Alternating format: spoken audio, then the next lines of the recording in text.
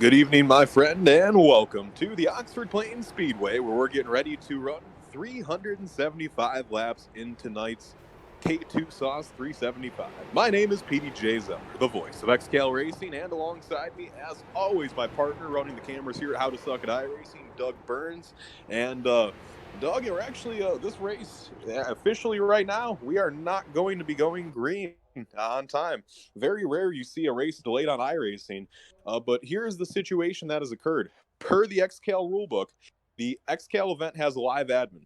The live admin is capable, or not capable, excuse me, he's responsible for disqualifying cars. He's responsible for throwing cautions. He's responsible for giving EOLs. He's responsible for everything that happens in the race besides actually driving the cars. The admin is responsible for.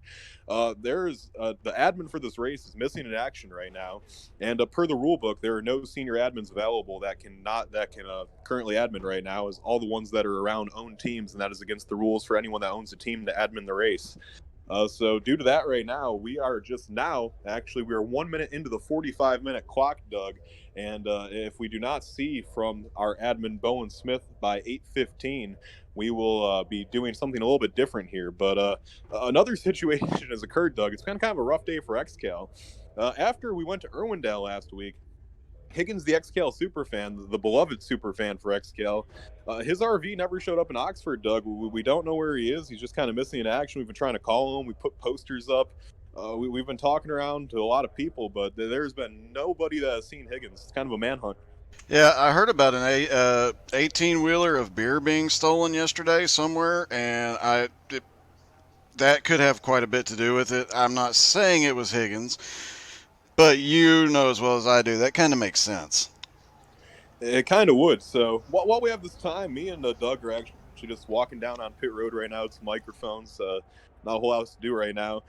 Scheduled to be our in-car reporter tonight, the weapon Tyler Jalbert. He was going to start on pole this evening. He was going to be our in-car reporter. Actually, Tyler, before Higgins went missing, weren't you actually prepared to have him run with you in the car tonight?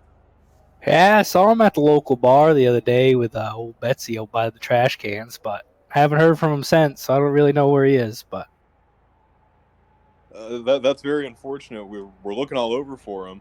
But for you, I guess while we have you up here and we have some time, starting on pole tonight, won your heat race.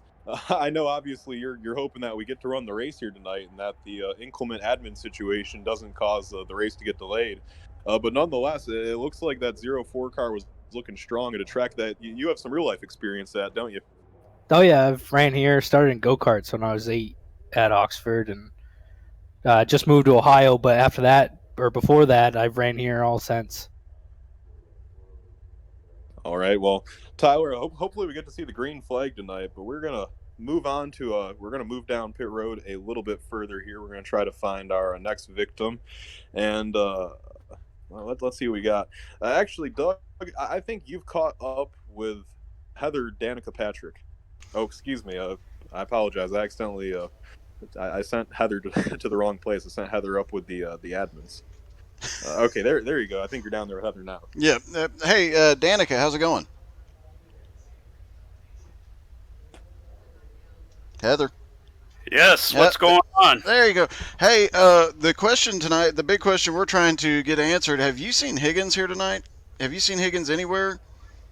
I have not seen him tonight, but he could be stuck somewhere in the desert.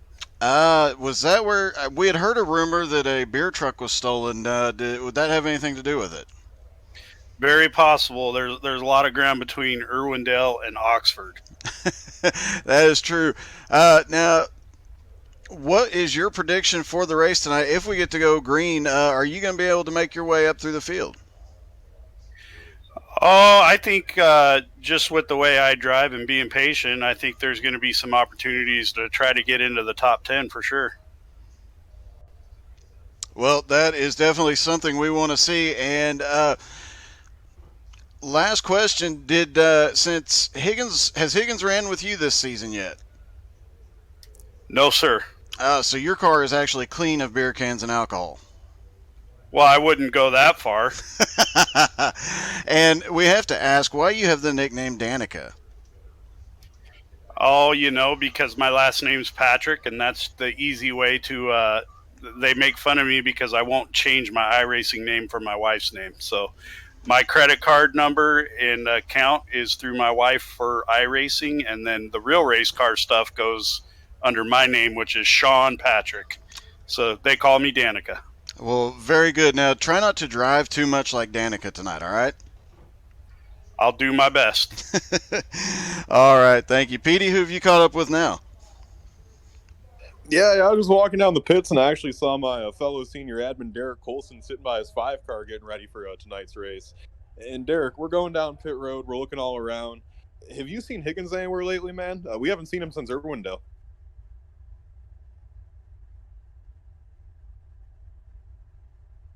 It looks like Derek turned away from me whenever I started talking to him and lit a cigarette, Doug. So I think I'm gonna have to keep walking down. I hate when that happens. Yeah, they do that to me a lot. I'm usually not carrying any alcohol with me, so they just kind of ignore me. All right, you know what? We're gonna catch up with a younger driver here and see if they have anything good to tell us. We're down here with Kendrick Cryer now. As I'm near him in his number 15 car. And Kendrick, actually the winner of the truck race earlier today. Kendrick, we're looking all over the place right now. Have you seen Higgins the XCAL Superfan anywhere the last week? No, I have not. I haven't seen him anywhere, to be honest.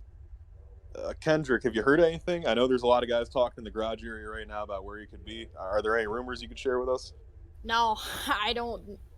I don't know because I haven't really looked. I mean, yeah, I'm looking in general a whole bunch, but I haven't found anything Higgins related. Gotcha, Kendrick. Well, Kendrick, you won the truck race earlier tonight.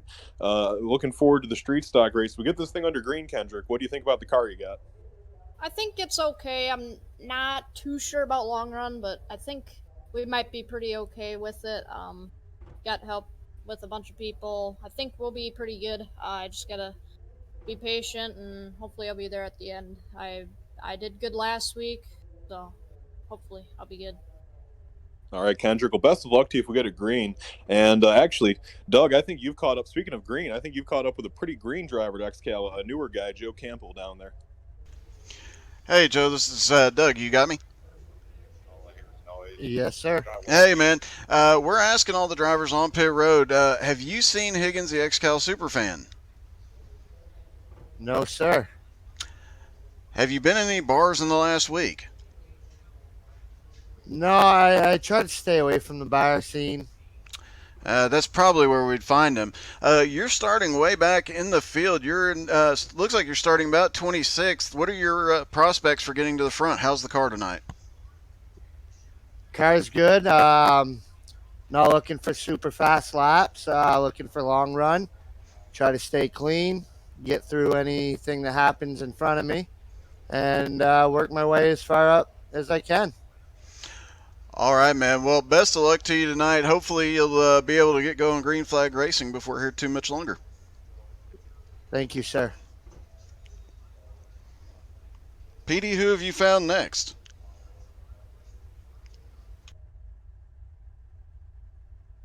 Yeah, Doug. Sorry, I am working on that right now.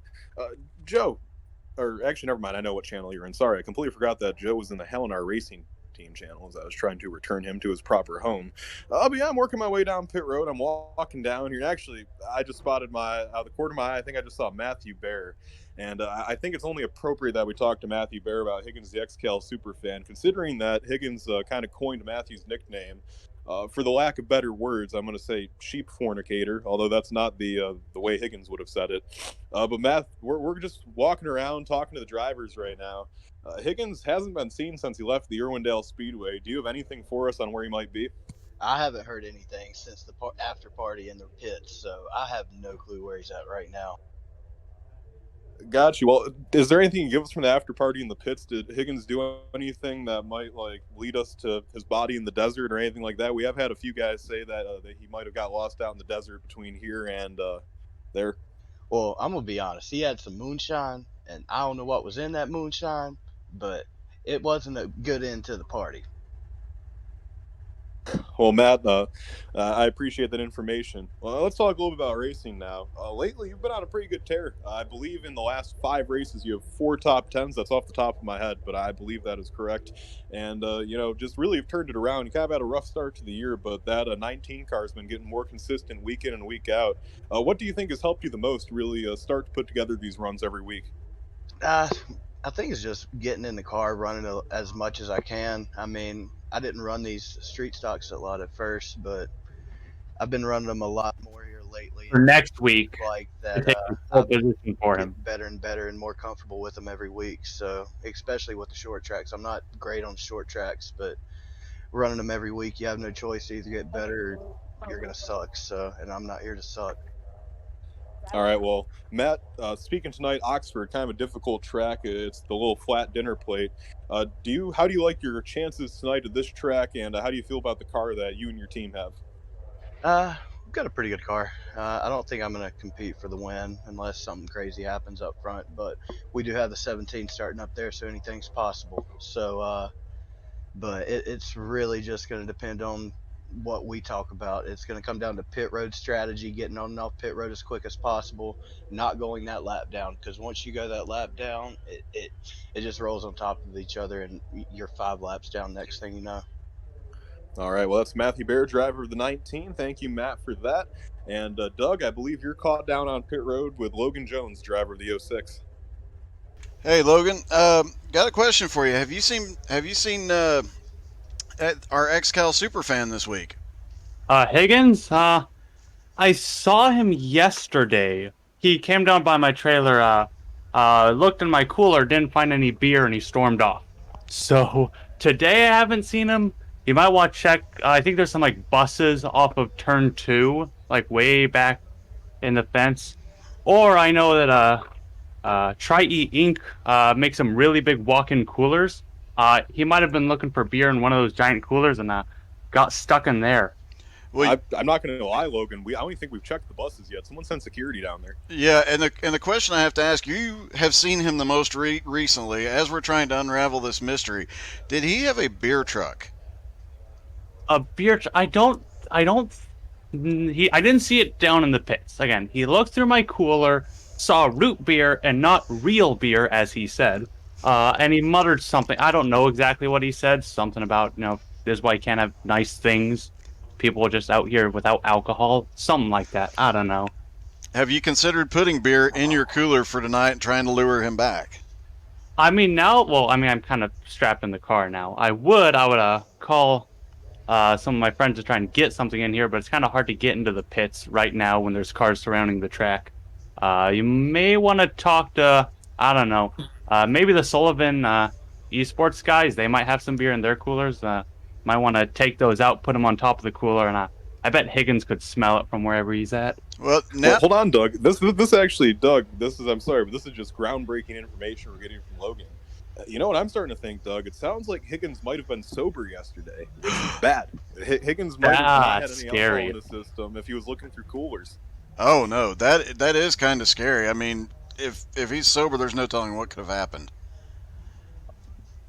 Now, I don't want to see a raging Higgins looking for alcohol. I don't think that's going to be good for anyone. Like, I would take a weapon Tyler Jalbert before I'd take a raging Higgins. Yeah, that is scary. And now probably the least important question we're going to ask here, obviously Higgins being most important, but you're starting back in 20th, and you're definitely one of the better drivers at the strategy game. So what is your hope here tonight once we get green flag racing? My strategy is hopefully keep the tires dry enough through this rain delay. But if we do get it back going, my hope is probably going to be do exactly the same thing I did last week at Irwindale, except not get a cutting the course penalty. So just keep the car alive, pit as few times as possible, and just hope to outrun the crazy people that are making their way out to the dinner plate that is Oxford Plains Speedway. Now, security just got back. The buses are cleared. Oh, that's unfortunate. So have you done any lawn mowing during the heat races here? I don't think I personally have. I was kind of just stuck on the inside, and then I think I did get shoved out of the way once, but I think I kept it onto like the bottom 2/3 of the speedway. So Although in practice, I did some lawn mowing. I think I might actually did a little bit of motocross off of those dirt hills, but we're not going to tell race control about that. yeah, good call. That is probably a safe bet. All right, well, best of luck to you tonight. Hopefully they'll get the track dried and we can find Higgins at some point. Yes, sir. I mean, again, someone's got to start going through the coolers, putting beer on top, put beer at the pit stalls, put beer at the buses. I bet Higgins can smell it. I'm sure he can. All right, thanks, Logan. Petey, who do you got now? Yeah, well, I actually was walking around and I was just thinking, like, who might know where Higgins is? And I saw Kenny Tripp, and I remember that last time we went to Concord, Higgins actually ran shotgun with Kenny in the car. And so obviously Kenny and Higgins, they're pretty tight. I'm down here with Kenny Tripp, driver of the number 12 car. And Kenny, the big question in the pits right now, Higgins, the XCAL super fan. He has not been spotted since leaving Irwin Dell-Inner. We've kind of put together a Brad Carmichael. Someone said he might have got lost in the desert. We actually did have a report from Logan Jones that he was seen near the speedway rummaging through coolers looking for beer just yesterday. That's the last known sighting of him. Do you have anything else you can help add to this? Wow. I don't know. I do know you might want to check the towers because in some of them rooms there is beds. So maybe he's giving the old lady a little Evans. Well, Kenny, thank you for that. And by the way, I know Higgins ran shotgun with you that one race. Have you heard a lot from Higgins lately? Is there? Do you know if maybe he's tight on some cash and might have been alcoholless? I know he ran out last time, and my understanding the next day after he didn't have any. So sober Higgins is definitely not good. But honestly, I haven't really spoke to Higgins much. I don't know if I just gave him a bad experience or whatnot. But he hasn't really been next to me much at all. Well, I have to butt in here. Now, we heard that he won't go to anybody who's got root beer in their cooler. Do you have root beer in your cooler? Hell no. Okay, just checking. I see you checked the buses already, right? Yeah, no, we did. Logan actually brought that up, which was great. I can't believe we didn't check that to begin with. We already rummaged through there. But Kenny, sorry, I had my mic muted there for a minute. Talking about your race now, though, now that we've kind of discussed Higgins, gotten what we're going to get out of you for that, how do you feel about your 12 machine tonight? You know, I know you're from the Oxford area. You obviously been to this track numerous times in real life. How do you? I know this is kind of a banner track for you, mainly asphalt guys. How are you feeling about tonight? Tonight I feel really good. Long run especially, the car is really good. It's going to be a strategy of low and slow, and hopefully we get a lot of green flag laps. And if that's the case, I'm very confident in both the mainly asphalt team and the sim team. All right. Well, Kenny, thank you for all of your help in that topic. Doug, I believe you're a little bit further down pit road with Tyler McCrae. Hey, Tyler. The most important question of the night we're trying to get answered here is, have you seen Higgins in the last 24 hours? Last sighting of him was yesterday and appeared to be sober. Man, Doug, we've been working on these dropping bombs, snap mobile.shop cars so hard, try and get some speed. I haven't looked up for anybody. So no is the answer. I have not been looking for him. Maybe he'll show up a little later on the zone. You know how some of those crazies are. Yeah, we're definitely suggesting to all the teams, if you've got beer in your cooler, put it on top of your cooler. Higgins will be able to smell that. You are starting back in 17th tonight. Usually you qualify a little bit further up, and this is not an easy track to pass on. Are you going to be able to, you said you've been working pretty hard on the car, are you going to be able to get up through the field? If we run this full race, I think I have a good car. If I get a little lucky, stay out of trouble, I think I can pull off another top 10. That's not what I come here for. You know, I come here to win. I come here to get my teammates better so they could win as well. So, you know, I'm a little upset. I'm kind of letting them down a little bit, trying to build better sets. Competition is stiff. You know, we got a couple new guys show up and fast off the get-go. And that's great for them, and I commend them. But we're always trying to get better too. And these little short tracks here are tough. Either you normally get them quick or you struggle. And I think that's kind of where we are right now. I think our sets are running pretty good. Jordan was really good in practice. I'm not quite as good as him, but normally when it comes to race time, I kick it up a little notch, and I usually find my way kind of sneaking through, and I do pretty good in the pits as well. So, and that's what's brought this Dane Ankar, and I think we're in 5th place now. So All right, man. Well, you do have these Snap Mobile Shop phones. Could you guys get your networks going and see if they can track down Higgins while we're waiting on the rain delay? I'll sure try. All right. Thank you, sir. Best of luck tonight. All right, thank you, Doug. All right, Petey, who you got, buddy? Yeah, I've actually was looking down pit road to try to find someone to talk to, and then I spotted the number 86 car of Jonathan Bronson. Actually, the first time the 86 car for D4 Motorsports has qualified for the feature event all season long, and he qualified pretty well too, finishing second in his heat race. But Jonathan, before we talk about cars and stuff of that nature, I know this is your first week with XCAL, so you're probably not too familiar with Higgins. Pretty much XCAL has a fan who's always around in the garage area. He's usually pretty drunk. His name's Higgins, the XCAL super fan. He's missing. No one has seen him. We're on a manhunt for him right now. Have you seen anyone that fits the description around the garage area of probably about 6 feet tall, reportedly sober and looking for alcohol, definitely a little bit of a beer gut, probably saying some mildly offensive things? Have you seen a man like that around anywhere? I've been walking around the garage lately. I haven't seen anyone that fits that description, but I was looking outside of turns 1 and 2, and I saw something. At first, I thought it was a deer, but it looks like someone was hopping the fence, and may have been Higgins. I'm not sure, but I'll keep my eyes out for him. All right, Jonathan. Well, thank you for that. We didn't expect too much out of you. We know you're new. Speaking of being new, though, Jonathan, this week driving the number 86 car for D4 Motorsports. Tell us how you came across that deal. Well, there's a few buddies I had in this league. I've heard about it a few times. I've seen it. Like I want to race in that. I hear it's pretty competitive.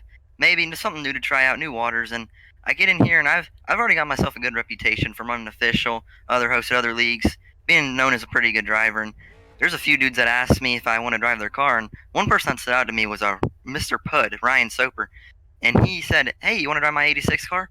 I said, "Sure, why not? Sounds like fun." And after a bunch of practicing later, qualifying really good, doing good in the heats, this is where we're at. Oh, so obviously you just had the heats, and I actually did watch your heat. I remember towards the end of that heat race. I forget who won your heat race, but I remember you were catching them towards the end of it. But talking about your 86 car, for being your first week in XCAL, how do you feel like the speed has been in that D4 Motorsports 86 so far? Do you feel like you're having an easy time adjusting to the competition? Well, the competition's a lot stiffer than I predicted. There's a bunch of pretty good guys in here, but with a lot of practice, I think we've got the car dialed in, and we're definitely a top 5, top 10 car, and I feel like we may be able to get it done here at the end. All right, well, that's Jonathan Bronson making his XCAL Racing debut this evening. We're excited to see what he is able to do with the car. As Doug, we're still meandering around trying to figure out where Higgins, the XCAL super fan, might be. Yeah, there's a question that comes out of this, too. If we don't have a Higgins, does one of us have to get drunk for the broadcast? I'm not real sure how this deal is going to work out. Neither am I. This is just turning into a disaster right now, Doug. But Doug, I think that you've somehow managed to work your way over to Pat Sullivan's car, so you might as well talk to him, I suppose. All right. Hey, Pat. So during this rain delay, we are asking everybody, have you seen Higgins? You mean the guy that was over in the beer garden earlier? So you've seen him today? I thought I saw some lunatic over in the beer garden hounding the keg.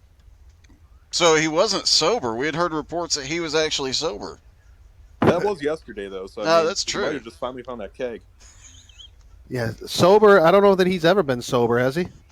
As far as we know, no. And some of the drivers have expressed some real concern over a sober Higgins. What would happen? And, there's been people that have said they would rather have the weapon attack them than a sober Higgins. Sober Higgins is probably a little quieter than a drunk weapon. So I'm not really sure.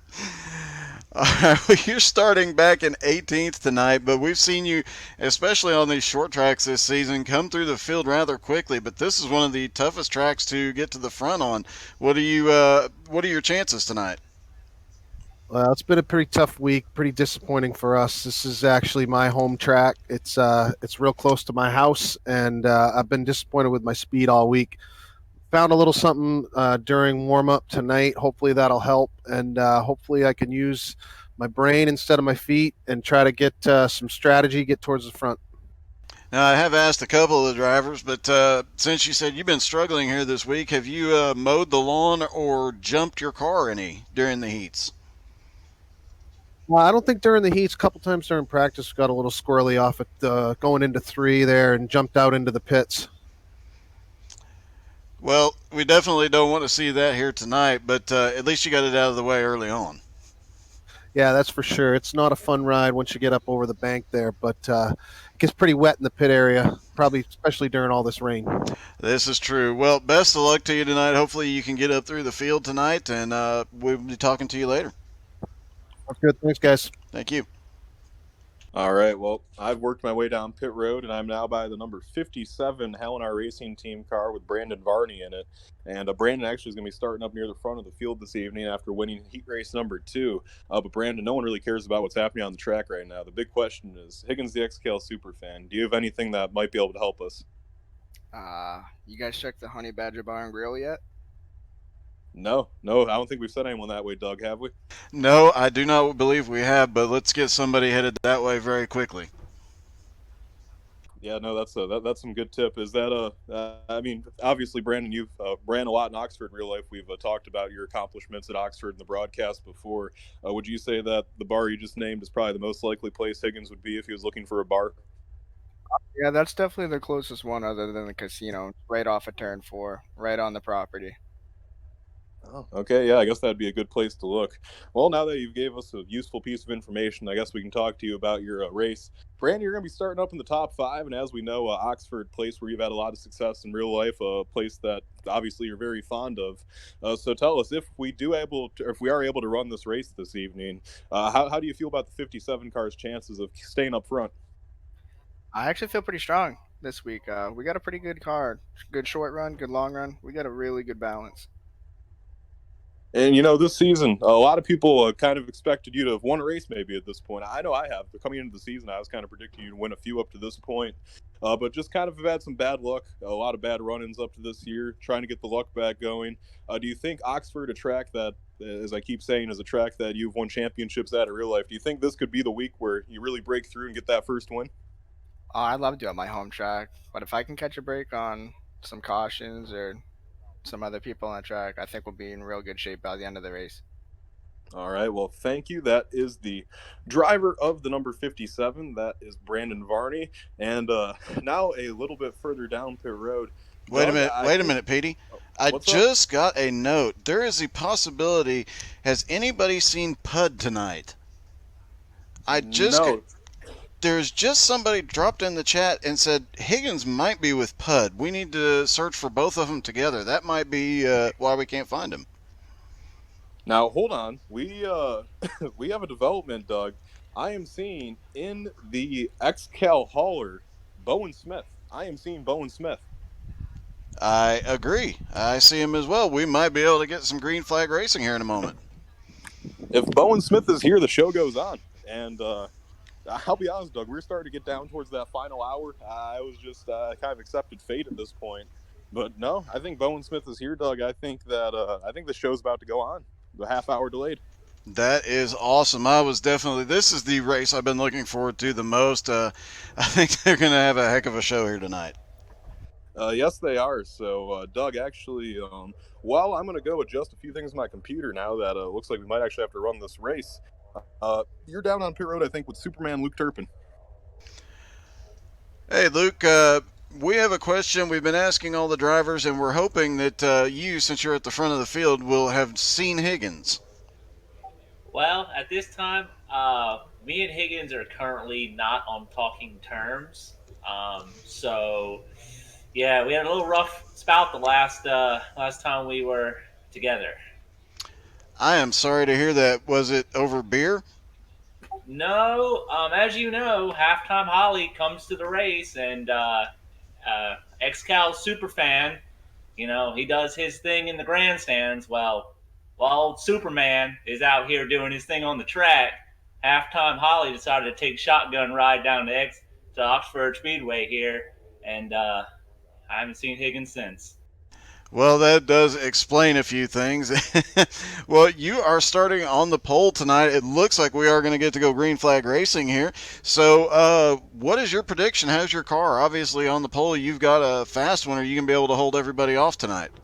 I'm actually starting second. Old Jalby there got me by like .002, so I'm going to be on the outside. I'd like to get to the bottom, just cruise for a while, hopefully not get run over, and you know where I'll be at the end. We'll be fighting for it for the win. We just got to get there. I hope I don't get run over in the meantime. All right, man. It is difficult to get down to the bottom here tonight, but hopefully you'll be able to pull that off rather quickly, and we see some great battles tonight. Yeah, definitely. I think it's going to be a good show. It's going to be a lot of pushing and shoving, but hopefully everybody can keep their cool, get to the end, and then battle it out. Maybe with I don't know. All right, man. Well, best of luck. Sorry, Luke Durpin's interview, the mic accidentally got cut off there. But so we do have Bowen Smith here now, and now just kind of waiting on word from XCAL officials of what the plan is here next. So we got the cars in the grid. We know that much. I think they started to fire up. And Doug, I think the next course of action is I think they're going to manually run a pace lap without the pace car. And then I think they're going to go. And there's all the drivers that were scheduled to take the grid are still in the session. There's one that is not here, Chase Johnson, in the 51 car. He's the only one that has left the session due to the delay. So outside of Chase, we have everyone else on the starting grid as race control. Before we pull up another driver, I just kind of want to see what the situation is here, Doug, because I imagine in a moment now that Bowen's here, you're going to see the XCAL officials wanting to get the show on the road. Yep, and it looks like we might have a couple of them that are on pit road. I'm showing Aiden McConaughey, Logan Jones, and Shane Briggs, on pit road at the moment. So we'll have to wait and see how that plays out as well. But looks like we're going to have a full field, 32 cars, it looks like. And on this track, 32 cars on a 3/8 mile circle. And that's essentially what this track is a big circle. That's going to be an interesting show tonight. I feel bad for that poor flag man. He's just been standing there with that green flag in his hand for about half hour now. He has some pretty strong muscles, I gotta say, if he's still holding that flag up there. So it looks like we do have a moment still before we get things going. So I guess while we do have this quick moment, we'll try to talk to another driver as making my way down pit road. Let's just see who I can scoop up here. Who have I not had a word with yet? Let's talk to our points leader, Jonathan Schwartz. I haven't had a word with Schwartzy yet. We'll see what Jonathan Schwartz has to say, the guy who currently sits on top of the point standings. And Jonathan Schwartz, it's Petey up in the broadcast booth. You got a copy? I got a copy for you, Petey. Well, Jonathan, or I don't know why I just called you Jonathan. That was the weirdest thing I've ever done. JB Smooth, tell me, have you heard anything about Higgins? Higgins has been MIA. We're asking everyone. Have you seen him around lately? I've been watching the broadcast. I've been hearing a lot about like him hiding in the coolers, him hiding in like the buses, at, like some restaurants or whatever. I thought I saw him hiding in one of those berms in the inside the track. Oh, that's a place we didn't look, Doug. We'll send security down there. Was he sober? I think he was trying to like hide like the beers in there. It's like it's good like dirt. It's like it's a good camouflage. So maybe try searching over there. Oh, all right, John. Well, it looks like the cars are rolling, so we're gonna let you go catch up with your team. But best of luck this evening. I'm glad you're gonna get to race. Oh yeah, thank you very much, and I'm glad you had something to broadcast tonight. And I hope we have an exciting race later.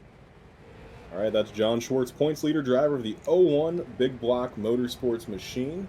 As well, the cars are rolling now. I don't know if they'll be going green this time or next time, as a couple cars are still sitting there. A couple cars did not fire. Aiden McConaughey, one of them. Logan Jones, another one of them. Shane Briggs also hasn't fired. And that is, so we're not going green this time. It looks like maybe some ignition issues on a few of those cars. Now McConaughey rolls. And let's see, will Jones roll? Briggs is rolling. And I believe that Jones is also rolling. So all the cars are rolling now, Doug. Yeah, it looks like everybody's going. I'm not sure what happened there. It actually was a weird scoring thing. Briefly, it showed Jones as being on the pole. So I don't know what was going on there. But Finally get to go green flag racing. And this track, we've talked about it in recent weeks. Saving tires is important, saving fuel is important. That's not going to be important tonight. It's just going to be maintaining, staying on the track, and not going out to the grass and not going over the inside berms. All right, so let's see. So now the 85, 06, and 999 are out of assortment here. Let's see if they get to they're scheduled to start 11th, 14th, and 22nd. Let's see if they cycle through to where they're supposed to be. There is a weird Doug, I don't know what's happening. For whatever reason, laps aren't being counted right now for the field. Like Tyler Jalbert and them, their laps aren't being counted as they cross the start-finish line. But Shane Briggs, Aiden McConaughey, and Logan Jones, their laps are counted. No, now that time by Jalbert's lap did count. As there we go. All right, it looks like it did sort itself out. Although now a lot of cars are trapped a lap down, so a little bit screwy here, but that is to be expected considering that this probably isn't something the iRacing service is used to having to deal with, Doug. No, this is definitely an odd situation to have happen, but definitely the admins down there, they're going to get this squared away any second now. Then we'll get to go green flag racing, and 375 laps here is really nothing. They go by so quickly, and there's going to be so much action tonight that I expect this race will pass in no time. All right, well, here we go. It looks like now things should be sorted out properly. The 85 car should be sorting into 11th position, where it looks like he did just pull in. It looks like Jones is pulling into 22nd, where he should be, and Briggs is pulling into... Briggs is off right now. I think they're still waiting to come around and loop around Briggs. Under this caution, it looks like we're going to spend about the first 5 laps of the race under yellow here, Doug. But once again, this is kind of to be expected with how screwy things were. Yeah, and I'm looking off overpass. We heard that there's a restaurant, bar, casino, overpass 1 and 2, and I'm just looking to see if there's a crazy guy running around with a case of beer. I don't see anything, though. Hopefully we'll be able to locate Higgins at some point in the near future. He's going to miss out on a great show here tonight. As I mentioned, this is one I've been looking forward to. It's really difficult to pass on the outside here as when these guys get going green flag racing. And I imagine we're going to see a couple of guys, more than likely, use the chrome horn tonight. I have no doubt we're going to see the chrome horn used tonight a good bit. So it looks like the field is sorted now, and we should be going green either this time by or next time by on lap number 5 of 375 here in the K2 Sauces 375. So here we go down the backstretch. It's Tyler Jalbert going to be starting on pole position. Luke Turpin, 2-time feature winner this year, starting on his outside. Here they come down into 3 and 4. Let's see if this is the time they're going green. I don't think so. I think they're going to go green maybe next time by. So that would be lap number 6. Keep an eye on the car starting in 3rd right now, Jeremy Leto. Jeremy, that car has kind of not been quite up to the speed he'd like to see all week long. Luckily, he was able to borrow a motor for a heat race to get the car into the field. The car qualified a little bit better than he expected before he put his own motor back in, and now he's starting in 3rd. But that car with a research and development motor, I don't expect to see it stay in 3rd for too long, but maybe it'll surprise us. We'll see. Here we go through 3 and 4. Jalbert on the pole. Here they come off of turn number 4. This time by. Green flag in the air. We're down and away. Tyler Jalbert gets this race underway on lap number 7. Jalbert with a huge jump. Luke Turpin's going to slide into 2nd. Varney's going to clear the 17 car, almost clear him on the outside. Varney will now clear, move Varney into 3rd, and now it's going to be Leto moving into 4th, as in 5th right now is Austin Edwards. Here comes Edwards to the inside of Leto. Leto's just going to get up and out of the way. Leto knows the back car does not have the song to race up front, and now that's going to move Edwards up to 4th. Up to 5th will be Kenny Tripp. Batchelder's going to take over 6th. 7th, here comes, that's going to be Kendrick Pryor. Looking to take over 8th now is going to be Mason Foster, and Foster will take over 8th from Leto, so move up Foster another spot as everyone gets everything pretty much sorted out with that situation. Here comes now Aiden McConaughey. He's going to take 9th away from Jeremy Leto, and rounding out our top 10 is going to be Jordan Babinger, as Leto is just dropping to the back right now. Yeah, and it looks like everybody is, at least in the top, about 15 cars are now single file, and everybody behind them is 2, and then a couple of places we even saw 3 wide. once these guys get all single filed out, which should happen in the next couple of laps, and we get the whole field single file, we'll actually start seeing lapping very early as we got somebody, looks like Aiden McConaughey was way off on the high side. Yeah, he was running up in 9th position, but now he's shuffled out of the way. He's dropping quickly back to the rear of the field. He has fallen down now to about, yeah, he is in 12th position, so tough break there for him as he's going to lose quite a few spots. We'll have to see what happens. So Carpenter now gets to the inside of Pat Sullivan. Sullivan gets tapped from Noah Carpenter. This is for about 12th spot. Sullivan goes up the racetrack. Let's see if he retaliates here on Carpenter. Sullivan, he's not going to retaliate. Smart move early in the race. Aggressive move by Carpenter there to get Sullivan a little bit bent out of shape. Looking on the speedway for any good battles right now, Doug, right now up front, pretty much the top 8, all under a blanket right now, running single file in Tyler Jalbert's tire tracks. Yeah, they really are, and not seeing almost everybody is running a very similar line, at least in the corners, but seeing a lot of differences coming off the corner. The leaders are trying to hold that bottom line as best they can. It's a bit tricky to get a pass here, and if you can get to the inside of somebody, you can easily make that pass on the inside, but getting to the outside, it's going to be very, very hard. And I got to say, as much as they were beating and banging, leaning on each other in the back of the field, I'm surprised we haven't seen anybody go and mowing the grass yet, but everybody's managing pretty well. Yeah, no cars off the speedway yet. All 32 that took the green still out there running, and Tyler Jalbert is your leader. We have a good battle going on for about 4th and 5th right now. Kenny Tripp, if you remember last week when Austin Edwards was leading, Edwards came around to lap Kenny Tripp, and for some reason Kenny Tripp just gave Edwards a huge shot. Already these guys racing for 4th position, and Kenny Tripp is beating the back bumper off that 66 car right now. I don't know what happened, Doug, but there is some bad blood between the 12 and 66 as Derek Colson's slow on the low side. Looks like everyone's going to get around that. Now Tyler Jalbert gets into the high side. Luke Turpin's on his inside. Turpin trying to take the lead away from Jalbert. Jalbert will slide into second after giving Turpin a little bit of a tap. He taps him again. He taps him off the corner. Here comes Jalbert to the inside. The weapon's going to take the lead away from Turpin. Turpin taps him. Turpin tries to slide in the hole. Turpin will slide into the hole. Kenny Tripp's on the outside now. Tyler Jalbert is back in the lead as things are getting pretty aggressive for lap 19. Yeah, that was a bit crazy, and I'm surprised we saw it with those taps. Both of them were almost completely sideways a couple different times. It's really impressive that both of them managed to hold on to it and maintain their positions. Brandon Varney right behind him. Sorry, Doug. I saw Kenny Tripp give Austin Edwards a shot. We'll have to keep a camera on them all night as he's coming right back to the back bumper of him again. But all this beating and banging, there was a lot of tempers flaring after last week. And it definitely showing back up here tonight. Yeah, sorry. Here comes Kenny Tripp now to the outside. Tripp just does not want anything to do with running 4th behind Austin Edwards right now. He is doing everything he can to try to get around. Comfortable thing here for Tripp. He has his teammate Tyler Batchelder in his mirror, so he does have a certain level of comfort knowing that. And a friend of his, Kendrick Pryor, too. So Tripp does have some room to kind of play around here with Edwards. Up front, though, the battle for the top spot's gotten tight again. Turpin's right back up to the bumper of Tyler Jalbert, the weapon. As here comes Edwards peeking to the inside of Varney. Oh, he gets into Varney's quarter panel. Varney's going to save the car. Train effect. Edwards gets shuffled out of the way. Here comes Tripp to the inside of Edwards, and it just took a sandwich, but Kenny Tripp's going to get exactly what he wants. He gets to the inside of Austin Edwards, and now here comes Tyler Batchelder, Tripp's teammate, to the inside of Edwards, and last week's feature winner, Austin Edwards, ends up the loser of that one. And holy crap, this is going to get really heated before too long. That 66 car, he's staying to the outside.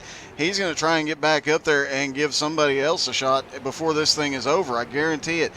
We saw a lot of beating and banging last week and a lot of bad blood after the race, a lot of anger and frustration.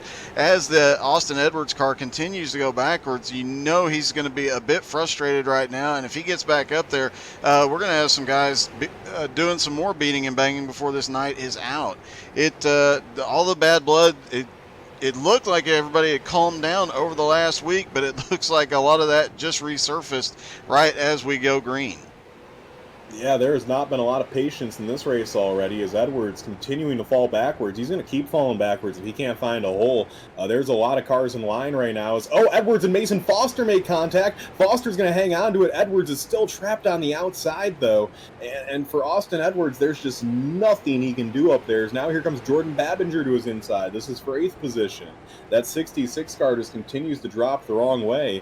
And for Edwards, I just don't see a hole anywhere anytime soon. Is now coming up behind him is going to be Jonathan Bronson. Bronson making his XCAL debut this week. But Doug, he has a 5,000 oval I rating with a A-class. And Bronson is certainly a guy that's known around the simulator as being fast. He's looking to see how he can fare against XCAL competition.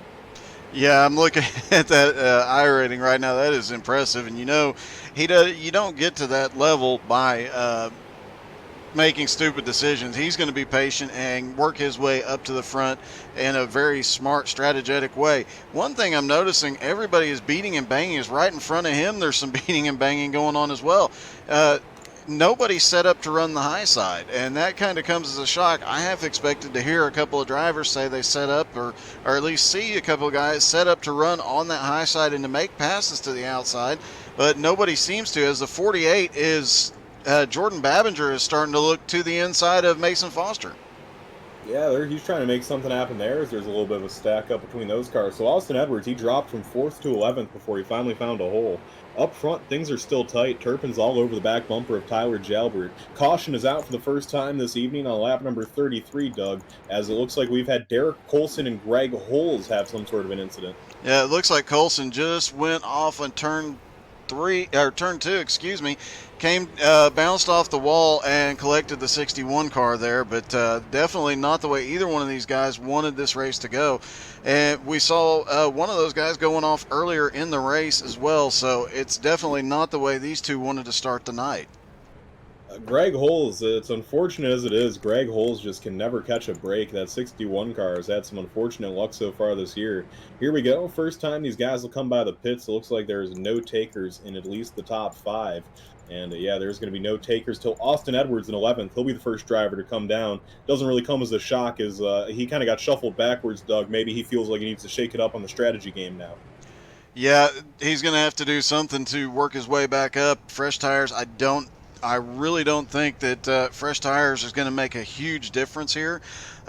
Maybe the fuel load will and some fuel strategy, but I just don't see tires making a huge difference the way this race runs.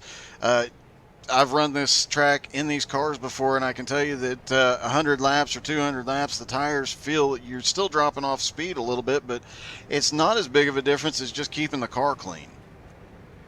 It is not, and Derek Colson disqualified from the event for that incident there, Doug.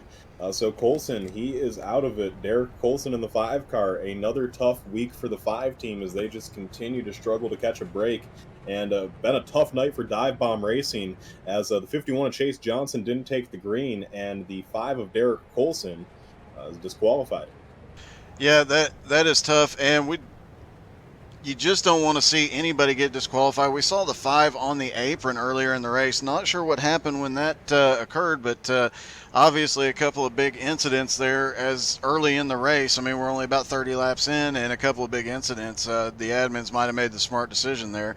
And it also looked like he could have stayed off the track if he'd been on the brake a little harder. I'm not in the car, so I can't say for sure, but it looked like a savable, at least not collecting another driver. All right, so that's the end of the night for Colson, but this time by, the drivers do get 1 lap to green. That'll likely be delayed that is going to be delayed as we do have to get the wave-around cars waved around here. Here's how it's going to restart. It's going to be Jalbert first, Turpin second, Varney third, Tripp fourth, Kendrick Cryer in fifth, 6th will be Mason Foster, 7th's going to be Jordan Babinger, 8th will be Jonathan Bronson, 9th Noah Carpenter, and 10th will be Tyler McRae. As we are getting ready to go back green here in probably about 2 or 3 laps, I would say, about 40 laps into this race. And after a little bit of a delay there, Doug, these guys, I imagine at that start, they had to be a little bit cold, sitting in that car for a while, just waiting around. Yeah, they definitely had to be, and they're all extremely antsy. They're all keyed up. They've been overwhelmed for a little bit due to the delay, plus the worry about Higgins, the XCAL superfan. I mean, these guys are just pumped and ready to get going, and these restarts are going to be crucial for a lot of these guys. We saw a lot of beating and banging on that last restart. I would expect that- to see a lot more, even though they got single file up at the front. I'd expect to see quite a bit more mid-pack. So this time by, I think we will be taking the green flag. Jalbert on the inside, Turpin on the outside. This is going to be a harder restart for Turpin to get down. The initial start, he had Jeremy Leto starting in third, and Leto was just trying to drop to the back. This time, he is going to be starting with Brandon Varney to his inside, and Varney has no intentions of dropping back. Here we go. Field gets bunched up, and the green flag's in the air. We're down and away, and yeah, Varney does hang to the inside of Turpin. A matter of fact, he's going to stay about door even with him, and Varney is going to take over second now from Luke Turpin, as here comes Kenny Tripp now to the inside of Turpin, and Turpin's just going to be desperately looking for a hole here as he continues to race to the outside of Kenny Tripp. Tripp is going to get him, though, as Tripp moves up to third. Now here's the battle for fourth between Turpin and Cryer. Cryer making sure he keeps that car to the inside of Turpin, and Cryer now is going to battle him for fourth. Babinger now getting caught up to Luke Turpin, as, for Luke Turpin, he's going to be losing a mess of spots here, though. Looking at the cars running in first and second right now, though, Turpin gets lucky. He finds a hole in front of Jordan Babinger. He slips in, and Noah Carpenter's going to get shuffled out of the way by Jonathan Bronson. Carpenter left the hole open, and Bronson said, "Well, I'm taking that, sir." Yeah, they're, as I said, up at the front, they got single file really quickly, but they are still too wide mid-pack, and just a couple of cars stuck there to the outside right now. The trick here is getting to that inside line and then waiting for the car in front of you to make a mistake and going for the hole. And a lot of these guys just don't make that many mistakes. So these guys are going for everything they can on the restarts when everybody's bunched up, and that's definitely causing some of these guys to get sideways. But huge shout out to everybody out there. They're managing to keep these cars straight despite all the beating and banging. Here we go again. Carpenter, once again, he gets contact from Mason Foster. He saves the car. Ben Eaton gets to his inside. Wow, Noah Carpenter, good job there by saving that car. It was pretty much dead sideways, and now he's going to give a shot to Ben Eaton as he slides in the line. Up front, though, things have single-filed out. Our leader's Tyler Jalbert, followed behind by Brandon Varney. Cool information here, Doug. Jalbert leading in first. He's raced go-karts here in Oxford, and he's actually won Enduro championships at this racetrack. The guy in second place, Brandon Varney, at Oxford in real life, he has over 40 combined wins in real life. He has won a championship in the 8-cylinder, 6-cylinder, 4-cylinder division, and I believe one other division. He has multiple wins across all those divisions. So Brandon Varney, the guy running in second right now, Doug, he just happens to be one of the most successful racing drivers in this facility's history in real life. That's extremely impressive. You get a lot of guys that are on iRacing that are real-life racing drivers, and they come out here to get their practice in, to get to know the tracks, and that tells you how good the simulator really is, that they can get out here and get that kind of practice in. And you know that that also translates the other way. His real-life experience is definitely helping him here tonight. He's sat in second and just kind of riding along. He is not pushing it at all right now. No, those are the top two cars, and actually the car in third is actually Varney's uncle, Kenny Tripp. Tripp does not race here in real life, but he's worked as a flagman for some of the go-kart divisions, and he obviously goes to his nephew's races as caution is out on lap 51 for the second time this evening, as it looks like we have had another incident. I see the 87 car backed up on a molehill. Yep, just looking to see if we can see the... Oh, car on its lid. Aiden McConaughey, both of the Halinar Racing teammates ended up in a bad position there. Yeah, it looks like a couple of people spun. There goes McConaughey over onto his roof, and we've got one car off in the grass, and I can't tell, there was one backed up onto the molehill and managed to get it recovered, but McConaughey, he's going to have to get a tow. He's going to lose several laps here. Tough break for McConaughey, as he was looking for a good week this week. That'll put us under caution once again, though. Let's see if any of our leaders are going to maybe consider coming down the pits this time after most of them stayed out the first time by. Looks like everyone's staying out so far. Doug, last week at Irwindale Inter, we had a race with only 4 cautions in 375 laps. It'd be ridiculous to have the same expectations for this week. Already we have 2 in 50 laps. Well, Irwindale Inter is even though the tracks are very similar in size, it is definitely a little bit tighter. It's smaller width-wise, and it has the track limits on the inside that caused a couple of people, as we heard during pre-race interviews, a couple of people had issues there, as you see a big crowd coming off pit road. So that definitely affected a few guys. And then we saw the first 50 laps aggression like we haven't seen all season, and the last 50 laps were, oh my God, nuts. They were beating and banging. Lapped cars were battling leaders, and there was some team strategies playing out. So hopefully it'll be a little bit tamer here tonight. And everybody seems to be able to hold on to it when they start beating and banging. So we'll see how it plays out. So we are sorry, I'm just keeping an eye on all the occurrences. Here's the drivers that are out of it. Joshua Borje Bonkowski. By the way, Bruce Helmuth just got disqualified. Helmuth is disqualified from the event. Helmuth's night is done. Joshua Borje Bonkowski, his night's over. He's 36 laps down in 32nd. Derek Colson disqualified in 31st. Greg Holes, 16 laps down. He's back out on the racetrack. That car is in tough shape, though. 11 laps down now is Steven Rex. As Steven Rex, that car is officially done for the evening. And also Aiden McConaughey, he's gotten back out there. Joe Campbell's gotten back out there. So really just looks like we have about 4 or 5 cars that are done for the evening now that we have to add Helmuth. Yeah, and just looking at the field, after getting waiver rounds, we've only got 22 cars out of the 33 car field on the lead lap at the moment. So things are starting to tighten up a little bit. And some of these lap guys, they're going to be pushing for everything they can. And when I say pushing, I literally mean they're going to be pushing the competition, hoping to get that caution and try and get back to the lead lap. Yeah, so we're looking to go green this time by. We do have a change in strategy. Top 5 stayed out, or actually, excuse me, it looks like top 10-ish, I would say, stayed out. First car that came in was Jordan Babinger. Here we go. Pace truck pulls off. Tyler Jalbert has the field in tow. Green flag in the air. Jalbert gets it going. And the battle is on for second and third. Here we go. Kenny Tripp. He is going to back off the gas a little bit. Will he make a hole for his nephew, Brandon Varney? He will make a hole for his nephew, Brandon Varney. Varney's going to slide in the line in front of his uncle Kenny. And they are now going to be second and third as on the outside, Kendrick Pryor's trying to hang on. Yeah, and Kendrick Cryer, he had to see that one coming, so he knew he wasn't going to get hung up. It looks like he might be able to slot into fifth if he can get down there quickly, but looks like Benjamin Eaton is going to close that gap up. No, he's going to open up. He let out, so he's going to let the 15 down, and then the 15 can't quite get there. He is way out to the outside, and now he's going to lose several more spots here before he gets back where he needs to be. This is more battling up front than we've seen so far tonight, and we're only on lap 61. Yeah, the 15 of Cryer there, he had the hole, he just had to force it in there. He refused to force it in there and then overcorrected and got himself out in the marbles. So a tough lack of judgment there for Cryers. He gets a little bit of a door there from Tyler McRae. He gets moved up the racetrack. He is now battling side by side with Austin Edwards, who's worked his way back to 8th after pitting on our first caution. As now Ben Eaton gets moved out of the way by Trevor Birchmere. This is for 5th. Those two cars door banging, Beaton banging. Eaton's gets moves out of the way. Eaton's going to try to cut off McRae. Edwards gets to the inside of McRae. McRae gets shuffled out. McRae's going to spin. Let's see if the caution will fly. McRae gets it going, and Logan Jones makes an evasive move to miss McRae, and no caution will fly as McRae gets that car back going. McRae and Edwards, I didn't see what happened there, but something happened between the 66 and 99.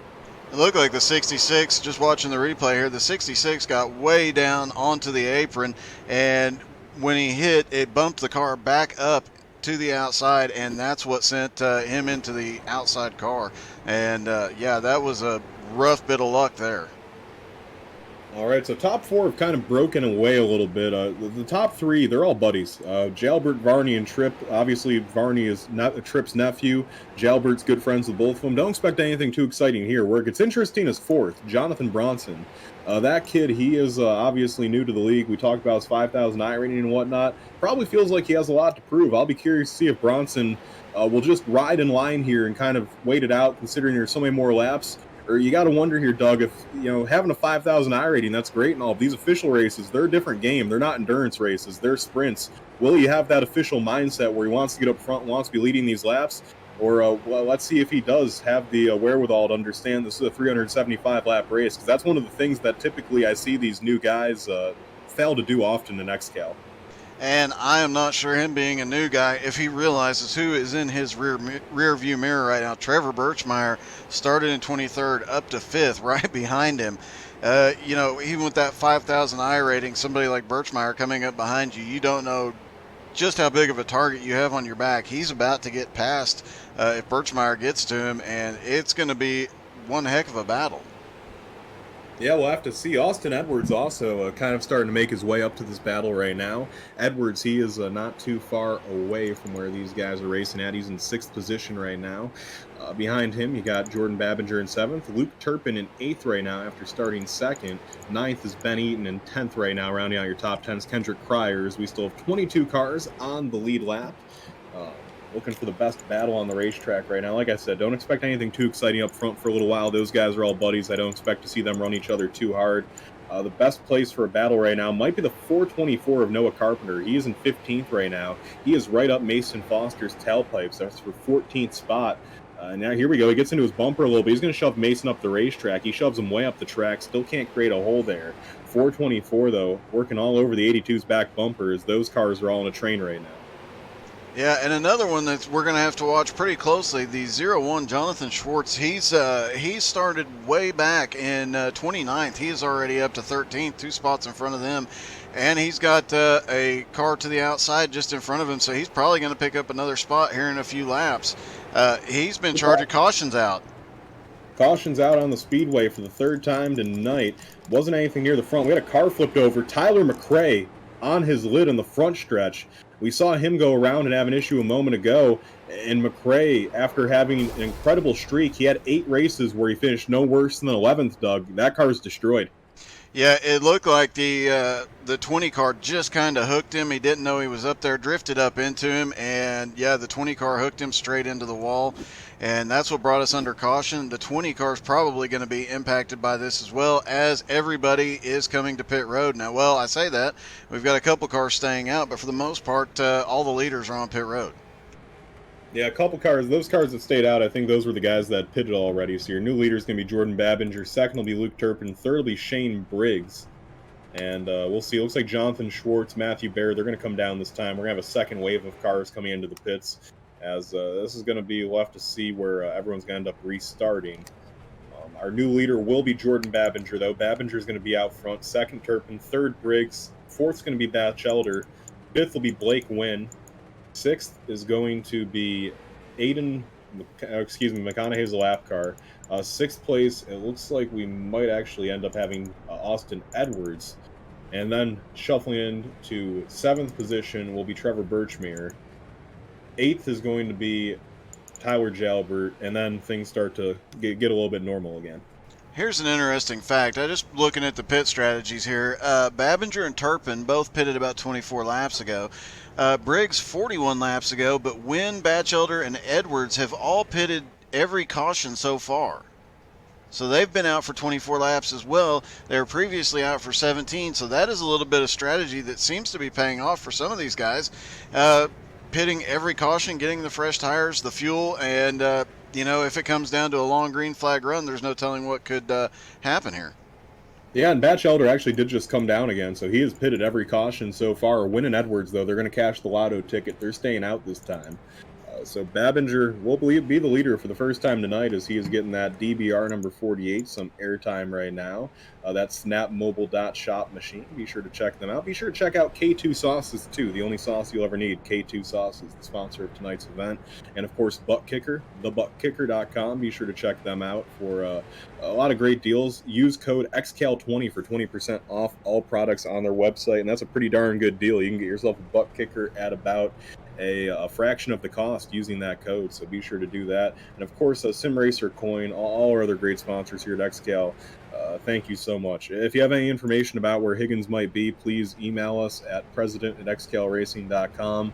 We consider that vital information that we would be very happy to hear. So we're not going green this time. We're going to be going green next time by. Jordan Babinger is going to be out front. 17 cars will be on the lead lap. And Tyler McRae, he's not very happy right now. After that accident was deemed a dual fault incident, 2 EOLs were given out. As of the McRae machine, it's torn up. That's going to be a tough night for him after he had a lot of good runs in a row. But we will be going green this time. And speaking of McRae, his teammate Jordan Babinger not having a bad night at all. He is leading us as we are getting ready to head back green. Pretty good night for dropping bombs overall, actually. They currently have the lead, 2 other cars in the top 10. Here we go. Pace truck pulls off. Babinger gets up on the wheel. He's going to let her rip. Green flag in the air. Babinger down and away, and he absolutely blew the doors off of Luke Turpin there. Turpin on the high side now is trying to race with Shane Briggs. Briggs and Turpin get into it, and Turpin, he is going to get around Briggs. Briggs is going to spin. Let's see where Briggs ends up. Is there going to be an accident? Everyone's going to miss Briggs. Briggs tries to get it turned around. Briggs will get it turned around. No caution will fly. Turpin's going to slide into second. Edwards is now into third. That was crazy, and the fact that everybody managed to get by, there were some very close calls once he got up on two wheels, but he still managed to hold it there, timed it right to get it turned around, get it going straight again. The unfortunate part is he's not going to be that far behind the leaders at this point, so he might actually get caught a lap down sooner than we would expect.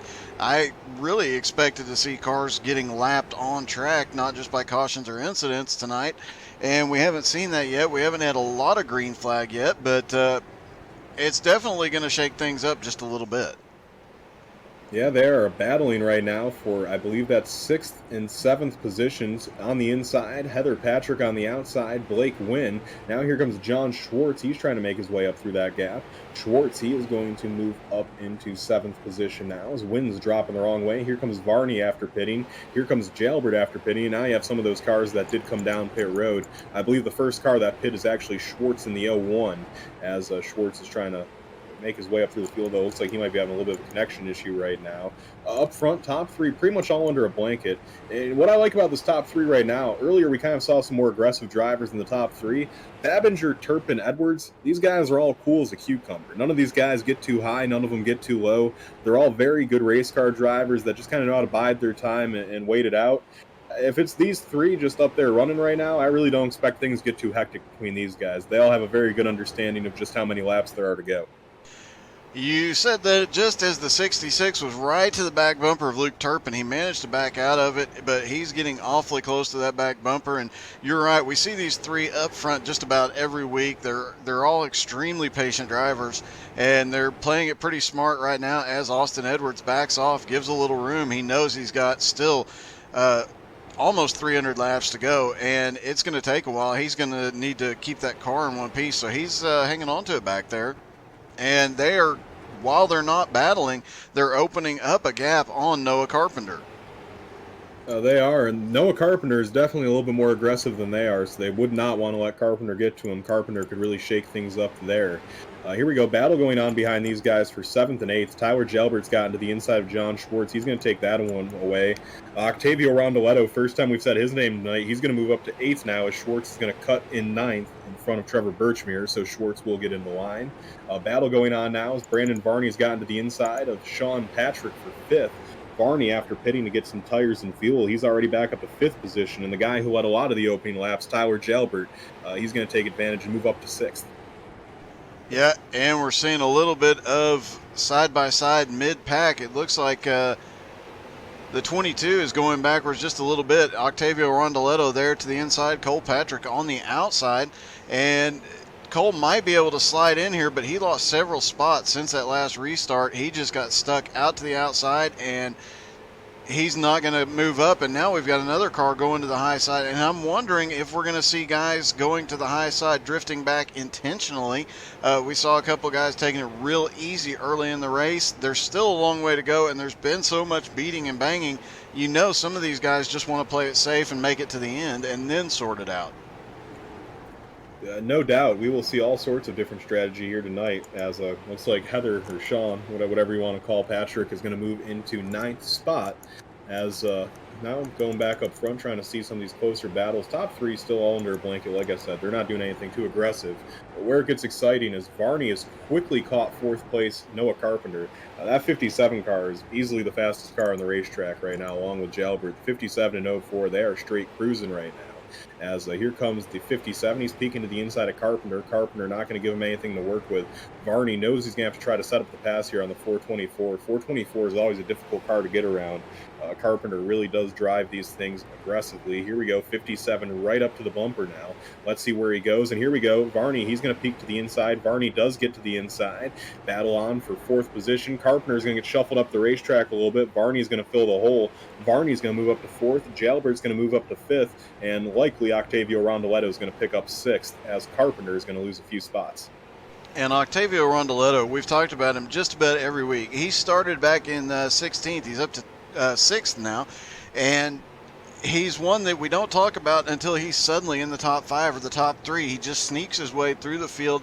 Nobody's expecting him, and then all of a sudden there he is. He's battling for the lead. I would not be the least bit surprised to see him come up here. He might be the one that can run down the 57 car, Brandon Varney. He might be the only one that has the speed. We'll have to see. Up front, top 3 still under a blanket. Varney's catching him, though. Varney is the fastest car on the racetrack, as all sorts of lap traffic just appeared in front of Brandon Varney. He goes around the outside now of Jose Gaudino. Here comes the 04 of Jalbert. They're all going to go around the outside of Gaudino. They're going to go around the outside of McConaughey now, as everyone's going to successfully, looks like they'll make their way around the lap traffic. Up front, top 3, all under a blanket. Just not a whole lot happening there. Varney has it down to about 2.2 seconds. Put that in perspective, about 15 laps ago it was 3.5 seconds. And now it's down to 2 seconds flat. Varney is definitely catching those guys, and he's bringing Tyler Jalbert and Octavio Rondoletto along for the ride. I'm going to be curious now. I think they're going to catch him. Just by the pace that they're currently running right now, it seems like Varney is on a course to catch the leaders. Where I'll become curious is if these guys want to push the issues and try to make some passes. Yeah, and just looking at some of these lap times as they cycle through, I mean, Octavio Rondoletto's running 16:44. Brandon Varney's fastest lap is a 16:39.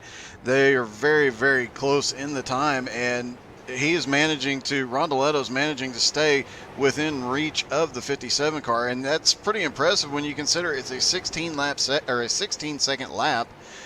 These guys are flying around, so it'll be interesting to see. And another fun thing about this track is after about 100 laps, if you're not used to it, you can actually get a little dizzy and it can throw off your game.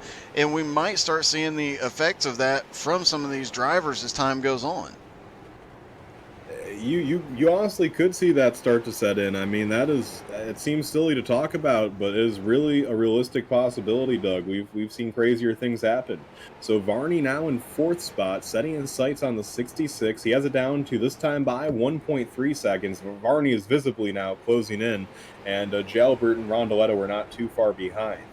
So this battle probably about to start heating up here in a moment, as we'll see what Varney does when he gets to the back bumper of the 66, if he wants to make it interesting or if he wants to ride.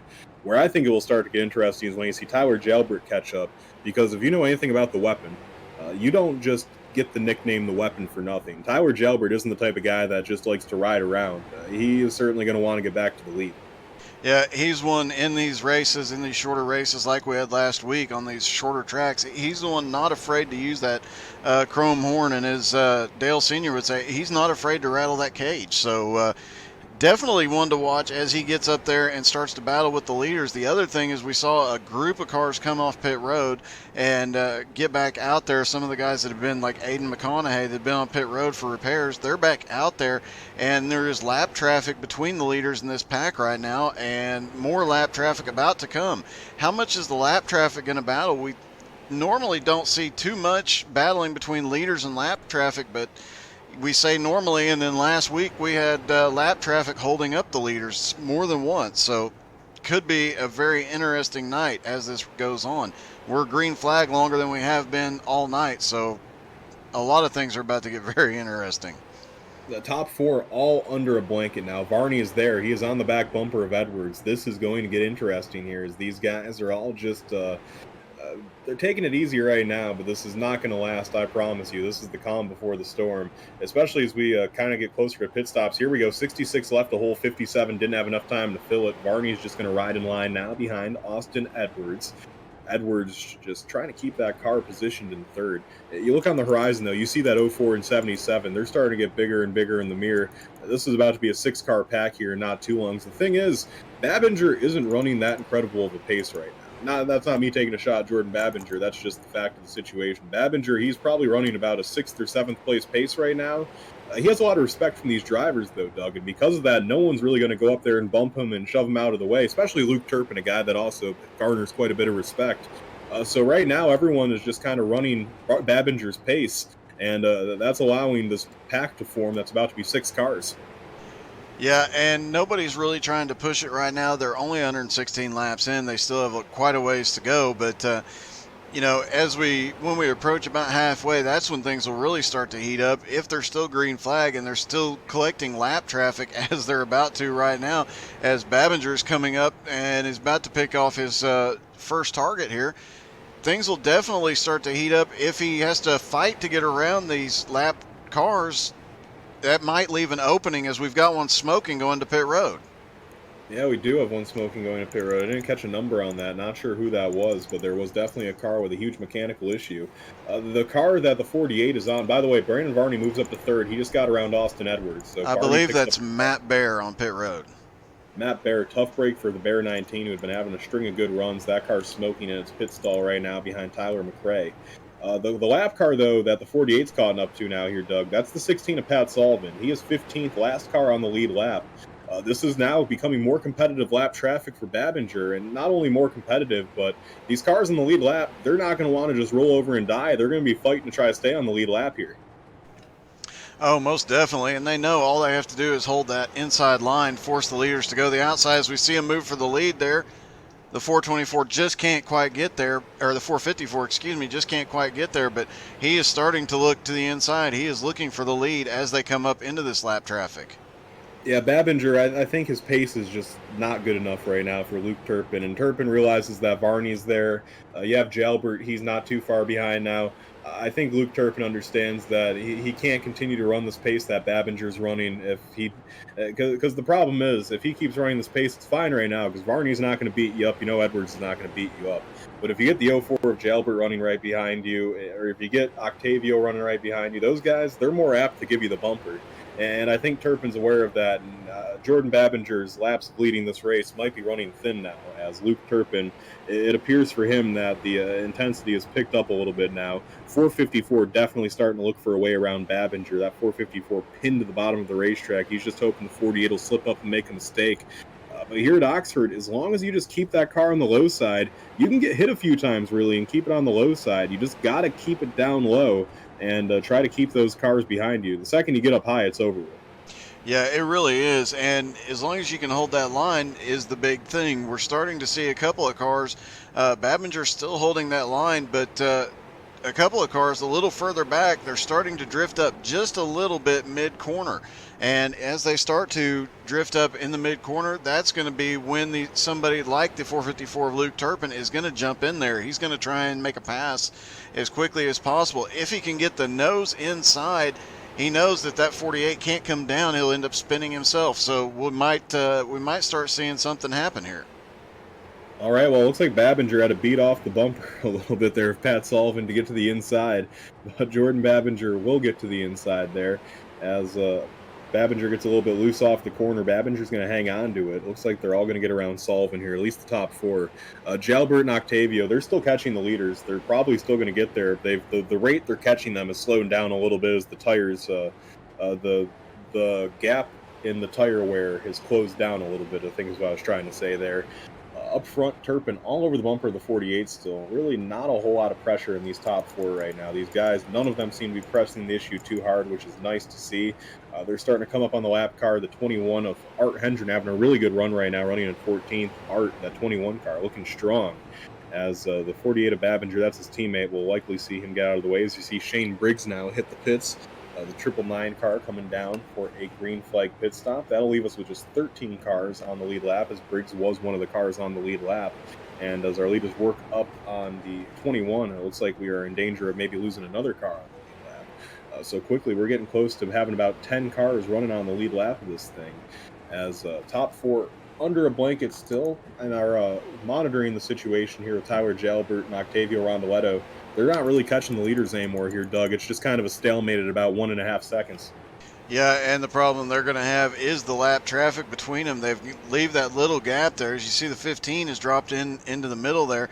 And as this more lap traffic getting there to the outside, they're going to end up getting lap traffic between them and the leaders. That's going to make it even harder for them to close up, as those lap traffic cars are fighting their own battles as well. So this might come down to these positions might hold steady for a long time until we get to green flag pit stops, which is kind of what we're leaning towards right now. Yeah, and Babinger just cut the nose off there on Turpin. Turpin, he's really looking for a hole. And like I've said a few times, there just isn't room here to make a pass. There just isn't really a good place in this track to try to stick your nose in. So you have to try to just force your nose in places it doesn't belong. It can get ugly. Luckily, this is such a slow track. The maximum speed you hit around here is probably about 84. The lowest speed you're hitting is probably about 65 in the middle of the corner. That's a pretty slow pace considering racing. So luckily, whenever you're getting hit and whenever you're cutting people's nose off and half spinning, you usually have a lot of time to save it. Speaking of spinning, there's some tire smoke in front of the leaders. Looks like no cars were there, though. Looks like whatever was happening in front of the leaders got it sorted out. There is a mess of cars in front of the leaders right now that are all over the place right now. So speaking of all over the place, Joe Campbell spins in front of the leaders. He goes off the track. Looks like everyone's going to make it by as our leaders are in an absolute slew of lap cars right now. Yeah, it looks like Joe made the wise decision. He just drove it on into pit road from where he was, so that prevented him trying to get back out. It looks like there's really nowhere on the track right now that there aren't cars. And this front pack, we saw everybody spread out, but now there's about 10, 15 cars, and it's a combination of lead lap cars and lap down cars all there together from about the 424 on back. Just a whole slew as the 424 gets moved. Hard contact with Jose Gaudino. Those cars spin off the racetrack. There might not be a caution. I think they got off the racetrack. The rule of XCAL is if you spin off the track, there's no caution. 424 got the tow, and yeah, there's not going to be a caution for that one, Doug, as that incident was right in front of our leaders. Yeah, just watching the replay on that, Gaudino just got hit hard in the 20 car, and it sounded like he might have gotten some engine damage there. We'll have to wait and see if he has any problems coming down, if he has to come down pit road here in a little bit. Definitely got a couple more cars that are on pit road than we expected tonight. I kind of expected this thing to have a lot more cars, but attrition seems to be the word of the night so far. All right, so we are going to see what happens here. Is up front, the battle for the lead's getting real tight. That 48 car now has Turpin peeking to the inside. Nope, not going to happen that time. Babinger hangs on. Turpin really starting to push the issue a little bit more now. He just wants to find a way to the inside of that 48 machine. As quickly here, Doug, as a few bumps get given to the 48, Babinger's going to hang on. Like I said, you can get bumped a few times and hold that low line. As we get closer and closer to the halfway point of this race, the fuel strategy here, Doug, is this race is starting to take a little bit more of a green look. I'm just not sure the fuel window that everyone's in here, because, a lot of these cars are on different strategies. As Turpin sticks the nose in again, there's just nothing there. As Babinger gets himself loose, he hangs on to it. This is getting tight. Yeah, it is. They've been out, those two lead cars have been out there for 91 laps. Everybody behind them has been out for 69 laps. So those two lead lap cars, or those two leaders, are going to have to pit before everybody else. But at the speeds they're running, like you mentioned, it is a bit slower. They're not having to use quite as much fuel. We may see some guys stretch it. As almost got the pass for the lead. The 454 tried to get his nose underneath, and you mentioned using that bumper. If you time that bumper right, you can move somebody up the track like that. Wow, he timed that absolutely perfect. Doug, it's like you said it and it became fact. The 454, the 48 gives him a door there. 48 not happy about it. He's now going to get real close to the door of Varney. Varney's going to make it through. Here comes Edwards. Edwards trying to make it through. If you're Babinger, I get it. You can be upset about that bump if you want to be. Turpin was waiting for a long time to try to find a way around you. And eventually for Turpin, with Varney running right up behind him, he had to make something happen. Yeah, he definitely did. And just to test something, I said it and it happened. So Petey and Doug get $1 million. You get anything, Petey? Well, the other part of that is when you bump somebody, if you time it right here, as you saw, you can send somebody up the track. But if you time it wrong, and we saw it a couple of times when Luke Turpin was bumping him, you can actually give the person in front of you a bit of an advantage. So you got to be careful and make sure you time that little love tap just right, or else you could actually end up hurting yourself. And Doug, it's becoming really clear to me that these guys were definitely being slowed down by Jordan Babinger, because they have just walked away from him right now. The top three are pulling away. Now the thing here is, Doug, I think Luke Turpin's slowing down Brandon Varney. I think Turpin and the 66 are probably pretty close on pace. I think that 57 car is the fastest one. I think he's being slowed down right now by the 454 as we see him start to use the bumper a little bit. Yeah, and Babinger just went to pit road. And this might be a planned pit stop. We talked about they've been out there for over 90 laps, and it does look like he is going to go to pit road, and that 57 will take the lead. Now to see if he can open up a gap here. Yeah, let's see if he can get away from Edwards. Is Edwards on the same strategy as Varney, or are they on a slightly different one, Doug? Let me take a quick look here. They are on the same strategy. In fact, the current top 7 cars have been out there for about 77 laps. Luke Turpin should be going to pit road now, and Bronson is also on the same strategy. So you got to estimate, based on what we saw, they can go about another 20 laps on their current fuel load. Yeah, so we'll have to see. So like you said, top 7 out there on the same strategy. Those are the only 7 cars on the lead lap. As looks like we're going to have a few more actually come down. Trevor Birchmere, he comes down from 7th. Heather Patrick comes down from 6th. So now it's just the top 5 left out there. And this top 5, they can go a little bit longer than the rest of the field. This will be fun to see how long they can make it stretch. So Brandon Varney is your leader. Austin Edwards all over him. Then a big gap back to 3rd to Octavio Rondoletto. 4th's Tyler Jalbert. And 5th, our final car on the lead lap, is going to be Kenny Tripp. As Jordan Babinger now unlaps himself from Austin Edwards. Here he comes looking to the inside of Brandon Varney. Varney's going to cut the nose off. Babinger's just going to shove him up the racetrack. Babinger shoves him hard, really hard shoving there. Babinger gets to the inside. Varney's got to remember the situation and not get too mad here. That's going to let Edwards get to the inside of Varney. Babinger's going to unlap himself. That puts him only 2 laps down now, and Edwards is going to take the lead away from Varney. Yeah, it's surprising to see a little bit of beating and banging from a lapped car, but they're trying to get back to the lead lap, as you mentioned. And if these guys stretch another 20 laps, if a caution, and with all these cars going on and off pit road right now, caution is very probable. These 2-3 cars up front, they could end up trapping several cars 1 or 2 or more laps down, as it looks like outside the top 10, everybody is 2 or more laps down. These leaders, if a caution comes out, they can trap a lot of people down. And we saw it at Southern National, where these guys, the leaders, managed to trap, I don't remember, it was like only 5 cars on the lead lap for the better part of the last half of the race. If that happened in the first half of the race, there's just there's no telling what would happen from there. But it would definitely be interesting for points and interesting for on-track battles. So checking out actually is Austin Edwards, which is kind of surprising me because I thought Varney was the faster car. But now that Edwards is clear of Varney, maybe it was Varney that was holding up Edwards a little bit. Edwards is really starting to check out. And Edwards is such a talented driver, Doug. We talk about him a lot. In 3 starts this season in XCAL, as here we go, Varney's coming into the pits. 57 cars coming down this time by. That was kind of a late call, but he made it down. 04 of Jalbert's coming in. Octavio Rondoletto's in. Edwards, the last car that has yet to come down in the pits. Talking about Edwards, though, here, Doug. In 3 races this year, not counting this one as he's going to come down this time, he has 2 wins and a second-place finish. A pretty impressive resume for a short sample size. Yeah, it really is, and I believe we've only got 1 or 2 two-time winners so far this season, and him being one of them. That's pretty impressive, considering the racing that we've seen out of all these guys. For anybody to win in this series is impressive. For somebody to win 2 or 3 times is even more impressive. He's threatening for a 3rd tonight, as is Luke Turpin, our other 2-time winner this year, both of them having strong outings so far. So this pit cycle will cycle through. Turpin is the car that I think is going to cycle through to the lead. We'll have to see where Varney and them come out. Turpin comes by the flag stand this time by, and Turpin is in front of Varney. Let's see as he gets out in front of Edwards. Edwards is really close to Turpin, but Turpin did get out in front of Edwards. So whenever Tyler Batchelder comes into the pits, Tyler Batchelder is the last car not to pit. He was a lap down, and he is still out there on the racetrack. He is currently the leader in the 53. Luke Turpin's up to 2nd, though. Cycling through to 3rd is Austin Edwards. 4th is Brandon Varney. Here comes Batchelder. So when things cycle through, Turpin will be the leader by about a second over Austin Edwards. 3rd, about another 2 seconds back, will be Brandon Varney.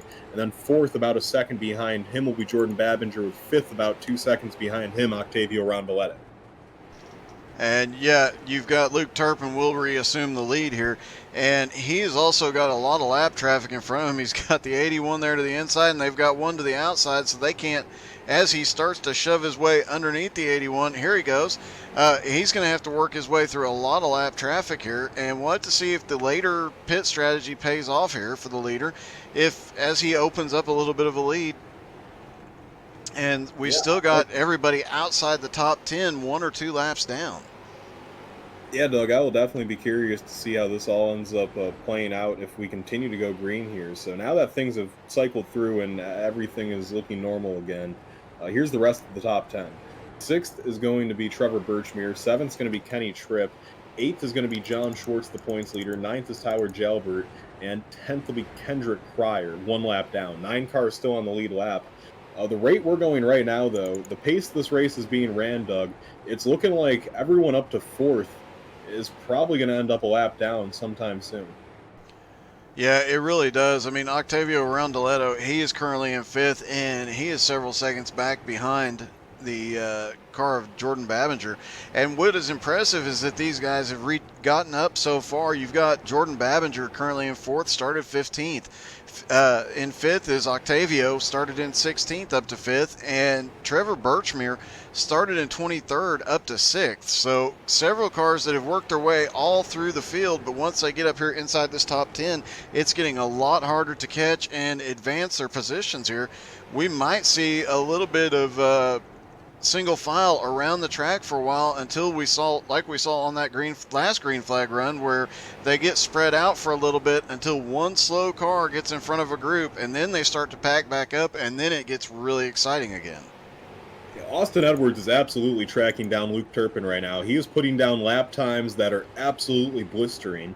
The 66 car just a couple laps ago put down the fastest lap of the race, a 2.86. That is faster than anything anyone ran in the pre-race warm-ups, Doug. And that 66 car, he's just consistently putting down 0.4s right now. Turpin's running fast with 0.5s and 0.6s. But, Doug, that 66 car, he is absolutely on a rail right now. Yeah, he definitely is. He is definitely turning the fastest laps, and I think once he gets to Luke Turpin, he's not going to be very patient about getting past him. He's almost to the back bumper here. He's ran him down so quickly. I just don't see that happening. One of the things that surprises me so far is we've only seen a couple of cars go flying off the track. We've not seen any go jumping through the dirt mounds. And I really expected, with all the beating and banging we saw, even though these cars are heavy and stable, it's still very easy to send one either direction. So that is a testament to all these drivers out here. Even the guys in the back, they're still out there beating, banging, leaning on each other, as it looks like our leader is starting to beat and bang on the 0-1 of John Schwartz. Yeah, he's up to 9th place, John Schwartz. That's actually top 2 in points right there. Schwartz, the points leader, running in 9th. Turpin in 2nd in points right now, but he is leading the race. He's going to go around Schwartz as they get really close right there. Turpin will get around him, though. Edwards pretty much right up to the bumper now of Turpin, as this lap car has allowed Edwards to get right to him. That'll put us down to 8 cars on the lead lap, as now Turpin will try to start tracking down Trevor Birchmere, who currently runs in 8th position. Turpin has to get through a few other lap cars before he gets there, though. So top 2 right next to each other right now. 3rd place, Brandon Varney, kind of in his own little zip code right now, unbothered by anyone else. Then if you look back a little further, Jordan Babinger, no true battle going on there. Where it's going to start to get interesting, 6th place right now is kind of tight. Kenny Tripp, he is under heavy contention right now from his teammate Tyler Jalbert. Both those guys not too far in front of our leaders. So we'll have to see if that starts getting hectic when our leaders get close to coming around to lap those guys. And Doug, we're only 7 laps away from halfway, and it just doesn't feel right because we don't know where Higgins is. Yeah, I know. I almost want to go get a bottle of tequila or whiskey and just go to town just in honor of Higgins. It is a bit weird not having him here tonight. I had to tell you, the first time I was involved in one of these and Higgins was here, I was in stitches the whole time. He is definitely one of the best parts of the broadcast at times. And you know, a race like this, you get some green flag runs. Having the Higgins getting you laughing is probably one of the coolest things ever. And you know, some of these drivers are out there listening to the broadcast right now, and they're used to hearing Higgins as well. And some of them are used to having Higgins riding along with them. So definitely a little bit different for everybody. So if you have seen Higgins, definitely let us know. If he's passed out somewhere, we'll send somebody to pick him up. We will. We're really listening to any hints we can get about where Higgins might possibly be. If you're listening, my friend, go down in the chat right now and let us know, where have you seen Higgins, the XCAL super fan? We would love to know. We're certainly on high alert. Up front, the battle for the lead, it's kind of just stalemated. Edwards got there, and Doug, we talked about how once Edwards got there, he might just be eager to get around the 454. These guys still have, according to my calculations, they still have at the very minimum another pit stop in this race, maybe two. For Edwards, I think that running more of these XCAL races, this now being the fourth one he ran, he's another high I-rating guy. I know he's somewhere in the 4,000s, and he runs quite a bit of official. He's a pretty well-respected guy in official. I think now that he has this XCAL experience, he's starting to learn the game a little bit more, and he knows that this isn't time to race. This is time to just let Luke Turpin use up his stuff. Oh, definitely. He is definitely just taking it easy back there. The way he ran him down, if he really wanted by him, he would get by him, but he doesn't have to right now, and they're coming up on all this lap traffic. And why beat up and bang up the front of your car when you can have somebody else do it for you to get everybody out of the way? I think and if it were me, that's what I would be thinking. And I got to think that's what Austin Edwards has done. He's actually let a little bit of a gap open up at times just as they come up to some lap cars. So he's got to be being smart about this. And hey, Petey, I just had a great idea. If everybody watching would share the broadcast and with the comment, "Where's Higgins?" we might get some help finding Higgins. That's not a bad idea. If you're out there, my friend, share this to your Facebook, Snapchat, MySpace, Instagram, Twitter, LinkedIn, whatever you got. Share it and just hashtag Where's Higgins. I'm sure someone has to see it as we're past halfway down, halfway to go now in this race. Luke Turpin is your leader at the halfway point, but he is being tested right now by Austin Edwards. 7 cars run on the lead lap. Luke Turpin quickly making his way up to 6th and 7th, though. They are not too far in front of him. And a race that started out with 3 early cautions. We've seen a long green flag run now here from the Oxford Plains as the K2 sauce is 375, continuing to click away laps here. One thing I'm monitoring, 3rd place Brandon Varney. Slowly but surely, he is starting to close in on the leaders, Doug. It was about 5.5 seconds, maybe 15 laps ago. It's down to 4.5 seconds now. He's not catching them all that quickly, but he's catching them enough right now. Yeah, he really is, and he was one of the faster cars, especially on that long run. And we've talked about how difficult this track is to get around. It's very difficult to pass. You almost have to move the car or wait for a mistake. It is definitely something we want to show the viewers, so we're going to ride along with the 57 of Brandon Varney for a moment. And as he comes out of turn 2 down the back straightaway, you see he is definitely always turning. There is no break in that turn. Yes. Oh, John Schwartz gets really loose in front of him. Schwartz is going to hang on. But speaking about Varney, probably not a better guy to ride along with, Doug, as you are riding with a guy who has won championships at this track in real life in 4 different divisions, won over 40 races in real life, and it's safe to say this isn't Varney's first lap around the Oxford Plains. Definitely not, and it shows. We saw John Schwartz right in front of him just get a little bit loose coming up off the turn. One of the things about this track in these cars is you're not full throttle all the way around. You're working the throttle the whole time. And listening to Brandon Varney's car as he went around, he's just barely moving that gas pedal up and down to get the car to rotate, get the car where he wants it to go. That was some extremely talented driving. He definitely knows his way around here. He's definitely got a smooth right foot, and it definitely one to watch for the rest of the night, especially as much time as he's had here in real life.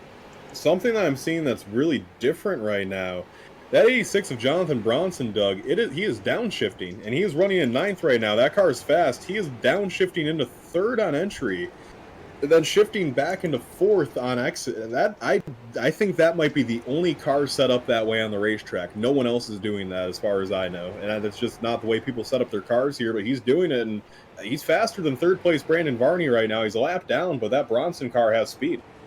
Yeah, that is definitely interesting because you can see it when he hits 4th gear. The nose dives a little bit, and that probably helps him get a little bit of bump to the back of Varney, getting him out of the way. So obviously that shifting technique is definitely working for him. The lap down, that was not for position, but that shifting technique is definitely helping. And you got to wonder, is he doing it the entire run? Is he just waiting till his tires wear, or is he doing it for the entire run? And if so, the question has to be asked, has he done it for 375 laps in testing to make sure the transmission will hold? That is a real important question to ask, Doug, because I mean that might be something that he finds himself doing in these shorter official races, but 375 laps. Oh, let me do the math. 375 times 2. That's 750 times, Doug, that he is downshifting and upshifting in this race. That's quite a few times to ask out of a transmission in a high-performing car. Yeah, you've seen it, and we've all seen it. They have some mechanical brakes put in. We've seen engines blow here tonight. Just out of no damage, no nothing, it just blows the engine. The transmission failures is something that does happen occasionally in iRacing. It's rare, but it does actually happen. I've lost a gear at Daytona, so it is something that happens. And when you're doing something like that, a lot of people don't even shift at Pocono anymore because of it. And yet you have a guy in a street stock here, and even though these cars are built heavier, they're built stronger, that many shifts down to third and then up to fourth, that's not going to be easy on it. Plus, you've got to ask the question, he's going to be running a higher RPM as well. How much more gas is he going to be using? Gas and just that's wear on your motor too, running them higher RPMs, getting the motor hot. There's a lot of things to be considered here for Jonathan Bronson, but in his XCAL debut, nonetheless, still impressing. We're driving that D4 Motorsports car up to 9th. And, Doug, I know with Bronson, 5,000 iRating, the expectations are probably reasonably high for the 86 car. D4 Motorsports, they, as a team this year, they have yet to collect a top 10 finish. And that 86 car, it hadn't qualified for a race in 5 attempts before this one. So for D4 Motorsports, they have had a brutal start to the year. That 2 of their cars didn't qualify for this race. The 86 was the only one that did. So for Bronson too, that equipment's not the top tier equipment. It's some of the lower tier equipment in XCAL. And I just don't know if the downshifting, if I would try it on a car that already is this 86 car, we're not seeing it make a lot of fields. It's not the strongest car. Obviously not, but you got to wonder if his owner knows he's doing that, and if that was a planned strategy, or if he's just something new, he's going to go for it. And he's got the iRating to prove that he can get up there and compete. We'll have to wait and see if he can make that thing last. As it looks like John Schwartz. No, that was not John Schwartz. There was some battling midfield, and one car was way up by the outside line. Looks like everybody sorted it back out, but these cars are starting to pack back up now. They're starting to get a lot closer to each other. We're starting to see some groups reform, and I definitely think this is the time when we're going to see Austin Edwards, if he's going to make a move. He can definitely do something with the front bumper, but he might be able to set up if one of his teammates is up there, or if he gets a lap car in the right position, he might be able to get himself up to the lead. And Varney's still closing, by the way. Last time I updated you about 10 laps ago, it was 4.5 seconds. It's down to 3.3 now. The Varney 57 car is probably the second fastest car on the racetrack. Bronson is the fastest car on the racetrack, Doug. I know he's lapped down in 9th. It's worth noting, though, because that Bronson car is just flying around the racetrack right now. He's pulling away from Varney, and Varney's catching the leaders. So that tells you how quick the 86 car is right now. He's just got trapped a lap down due to strategy. Looking at Bronson, he's actually starting to catch up to 8th, another lap car, so he could probably pick up another position there. Varney, though, continuing to make this gap smaller between him and the leaders is actually, there's a lap car now between Luke Turpin and Austin Edwards. Tyler Batchelder separates the 2 leaders now, as there's a little bit of breathing room for Luke Turpin. Yeah, and that was interesting to see him see Austin let that guy go by. And now we've got a 2-wide battle up right by the leaders. Both of the lead cars have cars to the outside, and a lap car between them. Everybody around them is a lap down, so they're going to have to be very careful negotiating through this traffic. And as I said, everything's starting to pack back up. These lap cars are fighting their own battles and trying to gain positions and points for their team. Definitely a lot going on here now that this thing has stayed green so long. There is a lot going on now that the thing stayed green for so long, no doubt. 7 cars in the lead lap, Doug. And really, the Kenny Tripp 12 and the 04 of Tyler Jalbert, they're running pretty similar lap times to Luke Turpin. So Turpin's not really closing in on lapping 6th or 7th anytime soon. if through pit strategy, I think you're going to see, if we get another green flag pit stop, you'll probably see this shaved down to maybe 3 cars on the lead lap. And Doug, at this point in the race, as we see Batch Elder's getting impatient with Turpin, he gives him a shot. Turpin's going to get into Batch Elder. They both slide. Turpin saves it. Edwards goes around for the lead. Edwards is going to take the lead on the high side. Is he clear? Yes, he is. Edwards is in the top spot. Batch Elder's now clear of them both. And they're wrecking right behind him. No, they saved it. You can go ahead, Doug. There was a wreck right behind him as they were sorting things out. I couldn't get a good look at who it is. I do believe it is that car going to pit road right now is completely sideways at one point with the as things were sorting out, everybody stacked up right behind him, and we just saw a couple of cars getting sideways after the leaders changed position. So Edwards is now out in front. Let's see if he's able to put a gap between him and Turpin. And Varney, by the way, down to 2.8 seconds after all this commotion. So Varney's right there. A change in position. Jonathan Bronson's picked up 8th. He has moved in front of the number 1 car, Trevor Birchmere. And actually right now, Jonathan Bronson's the fastest car on the racetrack by a little bit of a margin here. Bronson's actually threatening to unlap himself here just straight up, which you don't normally see happen. You'll see guys do it on new tires or through strategy and stuff like that. But Doug, right now, that 86 car, he's just the fastest car on the racetrack, plain and simple, and he is looking to just straight up unlap himself. Yeah, and with 3 wide right in front of him, he's definitely going to get the opportunity here in a minute as we've got lap cars to the outside of the leaders. He's going to be able to close that gap up and then work his way through. He is closed almost right to the back bumper of Luke Turpin here, and he's going to have several opportunities here as the leaders have to go through this traffic. And you got to wonder, the leaders teams, are they telling them, hey, look, we've got this guy, he is faster than everybody on the track, he's about to unlap himself, you guys don't give him any room? Yeah, this kid's fast. If he gets a caution, I mean, if it goes green to the end, Doug, I just don't think it's there for him. He's fast right now, but I don't know if he's fast enough to unlap himself and make up all that ground again in 150 laps. But if we get a caution, that 86 car is definitely showing me he has speed right now, and he's in a wave around position right now regardless. So for Jonathan Bronson, his XCAL debut, not going to lie, very impressive right now as he is looking to unlap himself from 2 of the best in the business, Luke Turpin and Austin Edwards, who find themselves tangled up in a battle for the lead right now with about 150 We've got a car laps backwards. And car around, that's the 15 of Kendrick Crayer. He was running in 11th spot. That car has gone around. Yeah, just taking a look to see what happened to him here. As he came up, it looked like he just got down low. He might have been trying to get to pit road and just lost it right by the entrance to pit road. Fortunately, he was quick enough to get off the track because the leaders were right there. So that was a great save by him. Unfortunate putting him further back tonight, but you got to give a shout out to that guy for managing to save the car and keep out of the way of the leaders. And Luke Turpin and Bronson are going at it right now. Bronson's bumped Turpin a few times, and Turpin both times has just turned the car left and pretty much put on the brakes. He is not having any of that from Bronson right now. Bronson, though, he's just trying to look for a way to get inside of this 454. This has allowed the 66 to just pull away. Edwards up to about a second advantage right now over these guys.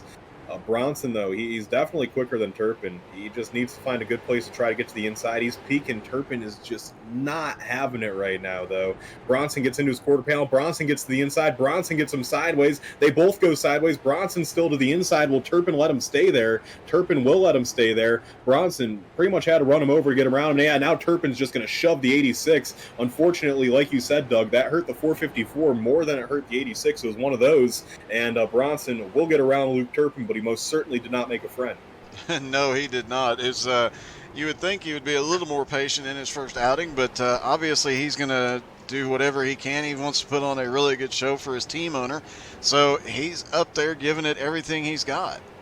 And Turpin's coming down. Varney's coming down. And here is our next cycle of pit stops, Doug. And judging by my calculations, they will have to make at least one more pit stop. They're getting about 90 to 100 laps, so they can stop at about lap 300, and they should be able to go the distance from here.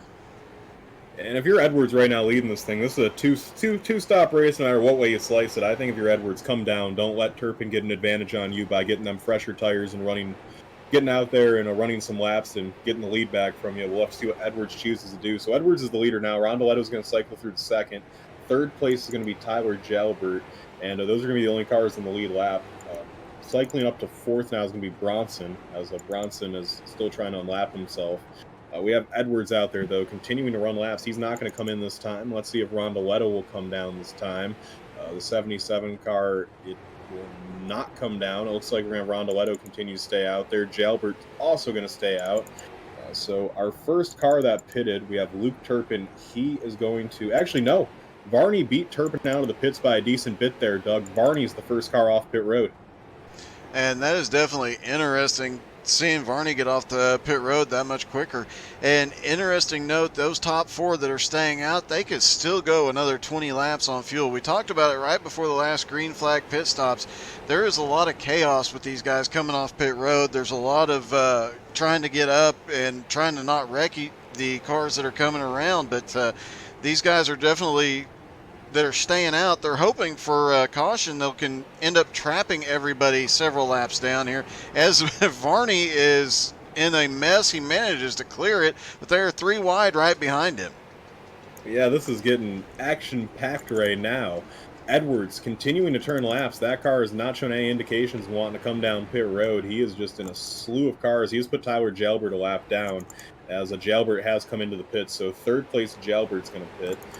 Cycling up to 7th now is Brandon Varney. Actually, excuse me, he'll be up to 6th now, as we have top 5 are the cars that have yet to pit. Jalbert's in the pits right now. Octavio still stays out. Edwards still stays out. And I just don't get the reason staying out here, Doug. It's a 2-stop race no matter what way you slice it. If you're Edwards right now, the only thing you're doing is just wasting time by staying out. You're not gaining anything, except maybe getting a caution and trapping these guys a lap down. But, I mean... at this point in the game, you're the only car in the lead lap. Everyone else is pit. I think you just got to come down.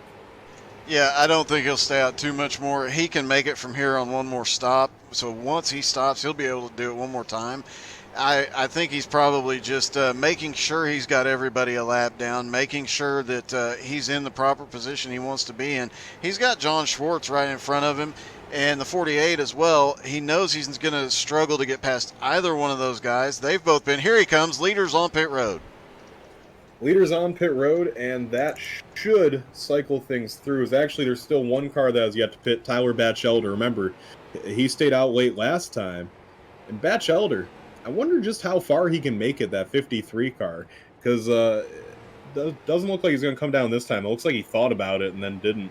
If the 53 car, Doug, if he can make it like another 10, 12 laps, that's when it starts to become interesting. Yeah, definitely. And I think I think Batchelder can easily make it another 20 laps if he wants to. He's only been out there for 79 laps. He was one of those that earlier on in the race, he stopped at the first 3 cautions. And then he stretched his last run to 89 laps, and it looks he's at 80 laps right now on this run. So I'd give him another 10 laps, and then he comes down. That puts him on fresher tires later than everybody else. He still has to make his one stop, but he's going to have the tire advantage over everybody else once he comes off pit road. Oh, killer here, Doug. Bronson must have gotten a penalty in the pits, because he is now 5 laps down, and yeah, he had to come down pit road twice. So Bronson, after making up all that time and unlapping himself, Doug, he gets a penalty on pit road, and now he's 4 laps down. That's got to hurt. He was definitely one of the fastest cars on track. He's definitely going to keep fighting and see if he can recover any of that. But, you know, we were talking about he was only 1 lap down, right behind the leaders, almost unlapped himself before he went to pit road. Now he's going to have to fight his way back. And we said, you know, we didn't know if it stayed green without some sort of strategy, if he could get back up there to the front to battle. He is definitely out of contention at this point. No doubt. It's going to be tough for him to work his way back. So here's how things cycled out. Brandon Varney is the leader. Second's Austin Edwards. Varney only has about a half-second lead over Edwards. Edwards is not too far behind Varney. Through this pit cycle, though, Doug, Luke Turpin's now about 7 seconds behind both those guys. So Luke Turpin kind of gets shoved out of the picture here now after that cycle of pit stops. And now we got the Varney-Edwards show. Yeah, we do, but it is a little bit reversed now with Varney up front and Edwards behind, and at different points in the race tonight, both of these cars have been extremely fast. Varney's been the fastest car on the track early in the run. Edwards is better on the long run. And I think he mentioned that in pre-race as well, that his car was set up for the long run. I was surprised by those that said that they were setting up for the long run. I expected a lot more issues here tonight, but they've done an outstanding job, and his long run setup is definitely paying off. Well, here we go. Tyler Batchelder's the leader, but he has yet to pit, and he might just lose the lead naturally. This is 4th position. Varney's on Batchelder's bumper for the lead. Varney on fresh tires. Batchelder about 88 laps into his fuel run here, and Batchelder's going to pull off. Batchelder will come down. Brandon Varney will now cycle through to the lead, and Austin Edwards right up his tailpipes in second, as those two are going to duel. So if my calculations are correct, Doug, we're going to see these guys pit probably next time with a little bit, probably around 50 laps to go in this race. And that's going to be, if that is obviously if it stays green, but if that's what we get, Doug, that is going to be very, very interesting to see the different strategies that we're going to see these guys take. Because Varney's the leader, second, Edwards is right behind him, and Turpin 6.5 seconds back. But I mean, 6.5 seconds, that could be made up with some pit strategy. That could easily be made up. And, you know, this brings me back to Southern National. I mentioned it earlier. We had half the field one or more laps down come into the last 50. They went to that last green flag pit stop, and then afterwards there was a series of cautions, and we ended up with about a dozen cars back to the lead lap, and they were spread out all over the field. It was an extremely interesting way to finish that race, and it's starting to shape up in a very similar manner as Brandon Varney now to the back of a long line of lap cars. Things are definitely shaping up the same, and we saw the guy that dominated the race there at Southern National. He was up front when they came to that last green flag stop, didn't win. We saw the car that was fastest in the last 50 laps not win. There was just so many different things that happened. I think, and we saw it again last week as well, where in the last 50 laps the lead changed multiple times. I think that's what we're going to see here tonight. It seems to be shaping up almost exactly the same. I think Edwards has the fastest car. It's just, how is this going to play out with that last pit stop? That's the biggest thing here. If I was Edwards, Doug, I think on this run I wouldn't do what he's been doing. He's just been playing it nice, riding.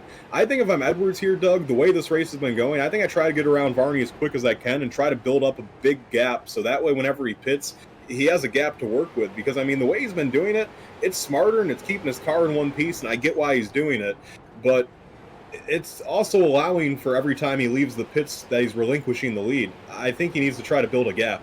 Yeah, he definitely does. And with all these lap cars here, if he can get past him quickly, especially with another group of lap cars just a straightaway away, I think if he can get around Varney and get to the front, once he gets to those lap cars, those will come into play even more. He'll be able to build up that gap. If he can time getting around Varney, if he can give him the old chrome horn right as they get to that lap traffic and then get under him, get under some of these lap cars, he could put several of these cars between him and then build up that gap in a very quick manner.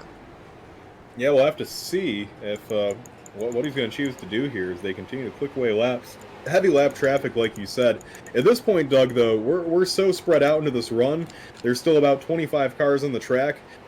They're just absolutely everywhere, Doug. There is a race car pretty much in every nook and cranny of this track. So, I mean, we can say the leaders are in lap traffic, but at this point, I think it's just everyone who's on the track is in traffic of some sort. Yeah, we saw it get spread out in the first half of the race, and then they got back, as they got that long green flag run, they packed back up, and then after pit stops, they did the same thing. They spread out, they packed back up, they spread out, they packed back up. Definitely seeing a lot of the same things here in this run. Here we go, another car going a lap down. That's Logan Jones. Jones right now in the 06 running 18th, was 4 laps down. This will be 5 laps down as Jones goes another one to Varney. Varney's going to take that from him. Luke Turpin has made up a little bit of ground in third place right now. He has it down to about 5.6 seconds between him and the leaders. I don't expect him to make it interesting here and close that gap down entirely, obviously. Just worth noting though, Turpin running at a fair enough pace where he's keeping it pretty even with the leaders. as the leaders right now putting down about 0.7s every time by. This time by, they put down 0.7s. This time by, Luke Turpin puts down a 0.6, so he makes it a little bit closer that time by. And this is what I mean, Doug, when Edwards is just doing the thing where he rides right now, at least we think so. It just seems like Edwards is able to take the lead when he wants it. Right now he's riding. And when he rides, he's just giving up time not only to Varney by letting Varney continue to run so close to him, but he's giving up time to Turpin, and that's just less time Turpin needs to make up with a pitch strategy than. Let's be honest, Doug. We know Luke Turpin's very good at the strategy game. You don't need to help him out at all. No, you really don't. Turpin is one of the best at the strategy game. And you're right, this is actually right now the perfect time for Edwards to make his move, if he's going to get to the lead and start to open that gap up. If he could get up there and then he's got this line of lapped cars, if he can start putting some of those between them, you know, there's no telling what could happen from here. You're absolutely right. So here's your top fives they run. Brandon Varney's first, second's Austin Edwards, third's Luke Turpin, fourth is Jordan Babinger, and fifth is Octavio Rondoletto. Sixth is going to be Tyler Jalbert. Seventh, be Kenny Tripp. Eighth, Trevor Birchmere. Ninth, John Schwartz. And 10th, having a really good run right now, Shane Briggs in the 999 car. As Briggs is actually in a battle for that 10th position right now with Heather Sean Patrick. So as our leaders still running nose to tail right now and a little bit of clean air, they're coming up on John Schwartz, who's one lap down in 9th right now. They're going to look to put him a second lap down, as Schwartz is not really much of a battle right now. Those are all cars various laps downs in front of him. This time by for our leaders, 100 laps to go here in the K2 Sauces, 375 from the Oxford Plains, 100 more laps, and it looks like we have a 3-horse race on our hands, Varney, Edwards, and Turpin. And now this time by as they come around the flag stand, there's 99 laps to go. Introducing a new segment this week, 99 laps to go. This is going to be sponsored by snapmobile.shop. And this time we're going to catch you up on where all the snapmobile.shop dropping bombs cars are running. Right now, the highest running up in 4th position right now is Jordan Babinger having a good day. In 8th position right now is Trevor Birchmere in the number 1 car, giving that car a good ride. Just moving into 10th in front of Shane Briggs in the number 22, Sean Patrick in the snapmobile.shop car having a good run and continuing to make our way down. Some runs that they're probably going to want to forget about. Art Hendren, 24th, 87 laps down right now. Tyler McRae, 27th, 149 laps down right now, still out there on the track. And in 30th, 234 laps down out of the race is Steven Rex, as that is your 99 to go snapmobile.shop update as Brandon Varney continues to lead. And as we get through that, Brandon Varney still up in the lead, battling through some lap traffic. Might be a good time to do the butt kicker commercial. Yeah, perfect time. Butt kicker, take it away.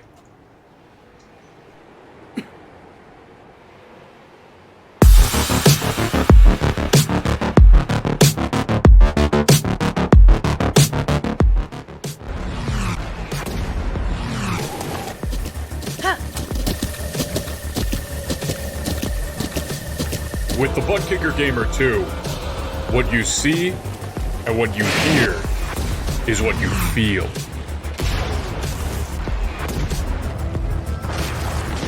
Butt Kicker. The future is feeling.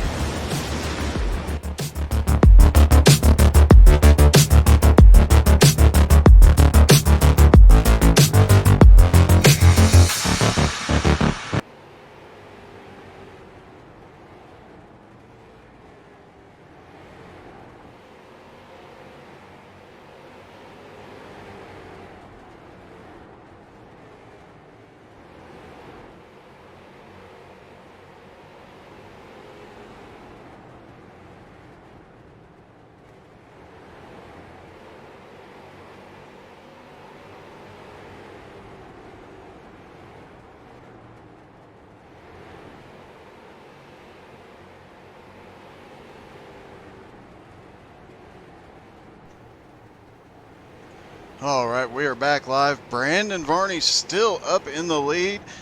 Austin Edwards still right to the back bumper. Austin has not made a move quite yet. Luke Turpin hasn't closed up too terribly much more. He is mired in traffic trying to get back up there and challenge the top two. Yeah, and this is just all building up towards that last pit stop. If we're going to get under green, if we get under green, it's going to be really something to behold here. This is a game of strategy now. Everyone's playing chess. Who's coming into the pits for 4 tires? Who's coming down for 2?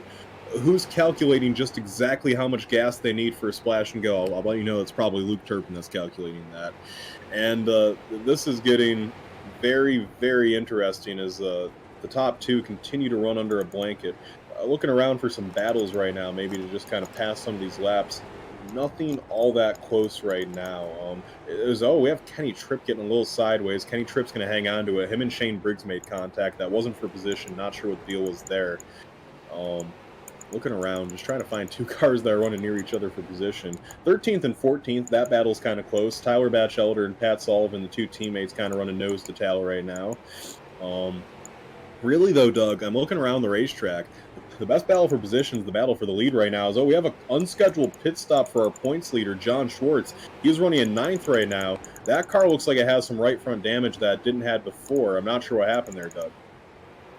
Yeah, I don't see anything. It just shows he dived onto pit road there. I don't see anything where he might have got it, but he was running up in the top 10, and Shane Briggs is coming to pit road now as well. So I'm wondering if some of that incident we saw a minute ago with them, if as those 2 cars were trying to recover, maybe that's where he got some of that damage. It's really hard to tell, but there's so much going on throughout the track, but there's a lot of side-by-side battles. Just none of them are really for position right now. Just the leaders currently are, as the 66 is starting to look inside of Varney now. He's about ready to make his move. Gives him a tap. Yeah, we'll see what happens here. Another tap on exit. I also just realized for Briggs and Schwartz, they actually are in the pit window, Doug. It's like 85-ish to go, so they are they're saying, you know what, we're going to play this strategy game. They're trying to pit and they're going to pretty much run it dry coming to the checkered flag. So Schwartz and Briggs gamble as up front. It's that 57 though, Brandon Varney, just trying to fend off the 66 of Austin Edwards. So now that they're in their pit window, Doug, this is where it becomes a true game of chess. This is where we're going to find out what everyone's thinking here. I don't think we see any of these top 3 pit anytime soon. I'm not expecting a short pitch strategy out of them. But whenever we get probably in about 20-ish laps, Doug, that's when we can start looking in the crystal ball and seeing what we're seeing. Yeah, I really think that they are going to go about lap 320. That gives them 55 laps left to go. That gives them 5 laps to get in pit, get back out, get sorted back out, and then that's when they're going to start pushing. They can actually go a little bit further. Some of these guys could actually make it to lap 350, but if you wait that long, then you're behind the 8 ball for the remaining 25 laps. I don't think anybody is going to do that. I think the perfect window, if I've done the math correctly here, is going to be about 315 to 320, and I think that's when we'll see these 2 leaders go. Now, if you're Octavio Rondoletto and you're running in 5th, you really haven't been fast enough to win this thing. Do you think that maybe we see him push it to 350, trying to catch that caution? Well, looking at when he pitted about the same time. He pitted about 10 laps after the leader, about on with Edwards, but those 2 pitted later than everybody else, so those 2 can definitely push a little bit farther. He's only been out there for 57 laps. The longest stretch I believe we have seen so far tonight was 95 laps. I think if Rondoletto is smart, he could stretch it to 95. That gives him about another 40 laps. That's going to put him at 340. It would put him in the lead, and he could do a splash and dash. And even if he didn't get tires, if he just went in, got enough fuel to get back out and complete the race, there's no telling what could happen. Yeah, I don't think that'd be enough to win, but it's a strategy that I'd like to see. I want to see him try something, That's the car I'm looking at, either him or Babinger, because both those cars, they've been decently quick. They're running in the top 5 in the lead lap. Like, they've had a good enough pace. They just haven't been like Edwards and Varney and Turpin tonight. I would like to see those 2 guys just try a little, go against the grain here, do something different that we're not seeing these leaders do, because right now I just don't see them beating the leaders doing what they're doing. Jailbert went to pit road just a moment ago as well, and looks like we're seeing some more. Yeah, so Jailbert, first guy in the lead lap coming down, or first guy that was 1 lap down comes down. He comes in from 6th. None of the lead lap guys still takers yet. I really don't think you're going to see him come in for at least another 15 laps. I think it's too early right now. As here we go, Rondoletto comes in. So actually the exact opposite, Doug. He's not going to try to play the long game. He's going to short pit. Yeah, that really comes as a shock. We've seen Rondoletto in several races this season. Stretches fuel, stretches tires, and he is definitely... Rondoletto, as I mentioned earlier, he sneaks through the field. He snuck his way up to 5th, and he's just a really solid, consistent driver. He may not be the fastest one out there, but his consistency and his ability to save his stuff is what is keeping him in contention every single race. I am surprised to see him pit this early, but Sorry, the D486 wrecked entering the pits, Doug. Bronson is now trapped on the pit wall, and he has to get a tow as he got into the pits way too hot. And Bronson, after looking like he might be in the middle of a career debut, is now wearing the dunce hat. Yeah, trying to rewind just a little bit here and see what happened. And it looks like he came in way too hot, and he caught the dirt mound, and that's what sent him over and caught him on the wall. That is not the way he wanted his night to end, but you know, he had that penalty earlier that put him 4 laps down, and now he's going to be even further behind after having to be towed. And Rondoletto racing with Varney right now. This is to stay 2 laps down for Rondoletto. Rondoletto on the high side on new tires, though, and Rondoletto should be able to take that from Varney. It looks like he will. Rondoletto is going to clear him, yep. So he's going to get back to just 2 laps down after he pits. Looks like our other car that was running in the top 5 has also come into the pits. Who's the... Jordan Babinger. Jordan Babinger has come down. He actually got out in front of Octavio. Actually, Babinger gets out behind Octavio, so Babinger loses a position in the pits as he's trapped behind the leaders right now. And here we go, Babinger looking to the inside of Edwards now. And let's see what Luke Turpin's doing. Luke Turpin's still out there right now. Now it's our top 3, though, that we're waiting on to pit as top 7, I should say, because 8th place Rondoletto is the first car that we know is good. Babinger now beating the bumper off the leader. He's going to be the bumper off the 57. Edwards has a chance. Edwards peeks to the inside. Edwards uses the 48 car getting to the inside of Varney. And Edwards now, he is going to take the lead back from Varney. The thing is, though, they're pretty close to pit stops here, so this really isn't going to benefit the 66 all that much, as I think Varney now getting past for the lead. Yep, he's going to come into the pit. Smart move by Brandon Varney. Yeah, and that leaves Edwards out there, but you got to wonder if Varney let him get by easily there, because he knew it was time for him to go to pit road. We expected to see these 2 leaders within between 310 and 320. They are living up to that here. Here's another interesting tidbit. In the top 10, the highest I-rated driver is Octavio Rondoletto, who just unlapped one of his laps, currently running in 6th. So, you got to wonder, after these pit stops cycle through, Octavio might end up at the tail end of the lead lap as Austin Edwards comes to pit road and Luke Turpin is staying out. All right, so Edwards is going to come down. For Varney, it was right side tires and gas. There's no left sides going on the 57. I'm curious to see where Varney will cycle through. Here comes Varney exiting the pits. He is going to get out. It's going to be in front of Rondoletto. It's going to be closer than I thought it might, but Varney will get out in front of Rondoletto. So Varney will... right now be the leader. He's not going to be the leader right now. Turpin is your leader, as he's the only car left out on the racetrack. As now for Edwards, he is going to cycle out behind Varney. It was a quick pit stop, though. I'm not sure if he got all the fuel he needed. That was a really quick pit stop. Let's see where it cycles through on the scoring pylon this time by. The leader is still Turpin. Edwards is now in 2nd, but it was a quick stop there for Edwards. So either he calculated the exact amount of gas he needed and Varney just took too much, or, yeah, I'm not too sure here. I've got to call it, I believe the 66 did not take, either he took 2 tires or no tires, but I think you're right on the fuel calculations. I don't see Austin Edwards making the mistake of getting too little fuel. What I see happening is Brandon Varney getting a little too much, and that is the difference in the pit stops. And we're talking a difference of split seconds between them, but it was enough that Austin Edwards managed to maintain the lead, as we've got a car stopped on the inside of the back straightaway.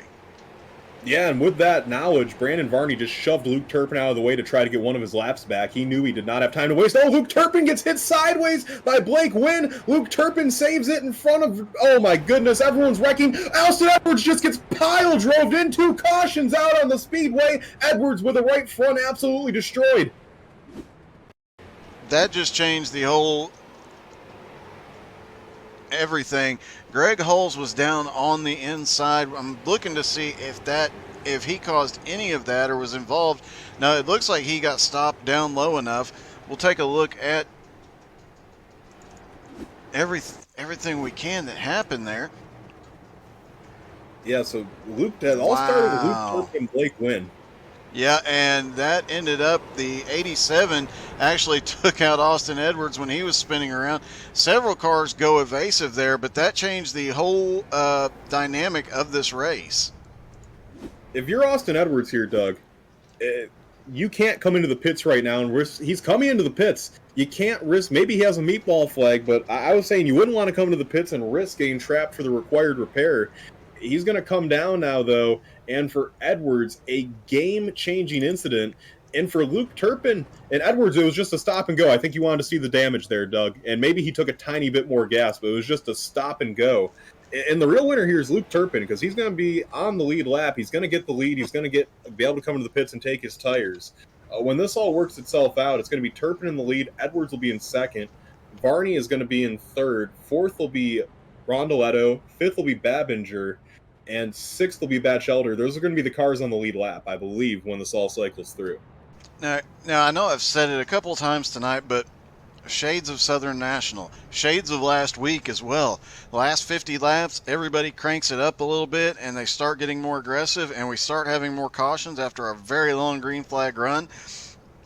These drivers are going to be packed back up side by side on this restart. They're going to be battling for positions. They're going to be close to the people in front of them for position and for points. This is definitely going to be a bit different situation here. No doubt about it. So Austin Edwards is actually the leader, by the way. Austin Edwards with 50 laps to go. He's leading. He got in and out of the pits. He just stopped to see if he had a lot of damage and left, and he beat Turpin out of the pits. So Edwards is going to be the leader. Second will be Luke Turpin. And then those are going to be the only two cars, Doug, because remember, if you get the wave round, you have to start at the tail of the field. Varney, Rondoletto, Babinger, and Jalbert, those are going to be the other cars in the lead lap. They are all going to have to take wave rounds and start at the tail of the field. So if this race doesn't see another caution, this is a two-horse race. And to be honest with you, Doug, with the 66 starting on the inside and Turpin starting on the outside, I like Austin Edwards' chances a lot, but we'll have to see if that damage was maybe more than it looks like it is right now. Yeah, it's really hard to call. Turpin has moved a few people as needed tonight, and the 66, I think he's only moved about one person. That was Brandon Varney. But we'll see if he decides to be a little bit more aggressive here, and there's going to be some beating and banging before this thing is all said and done. No one wants to see a caution more than Brandon Varney. He is cheering for a big restart pileup that does not involve him or his teammates, I'm sure. So that car it's on the lead lap, but it's going to be starting 14 seconds behind the leaders, pretty much at the tail end of the field. He is not a factor if we don't get a caution or if something crazy doesn't happen between Edwards and Turpin. Race control still reviewing a few things here, trying to get the cars that should be back onto the lead lap,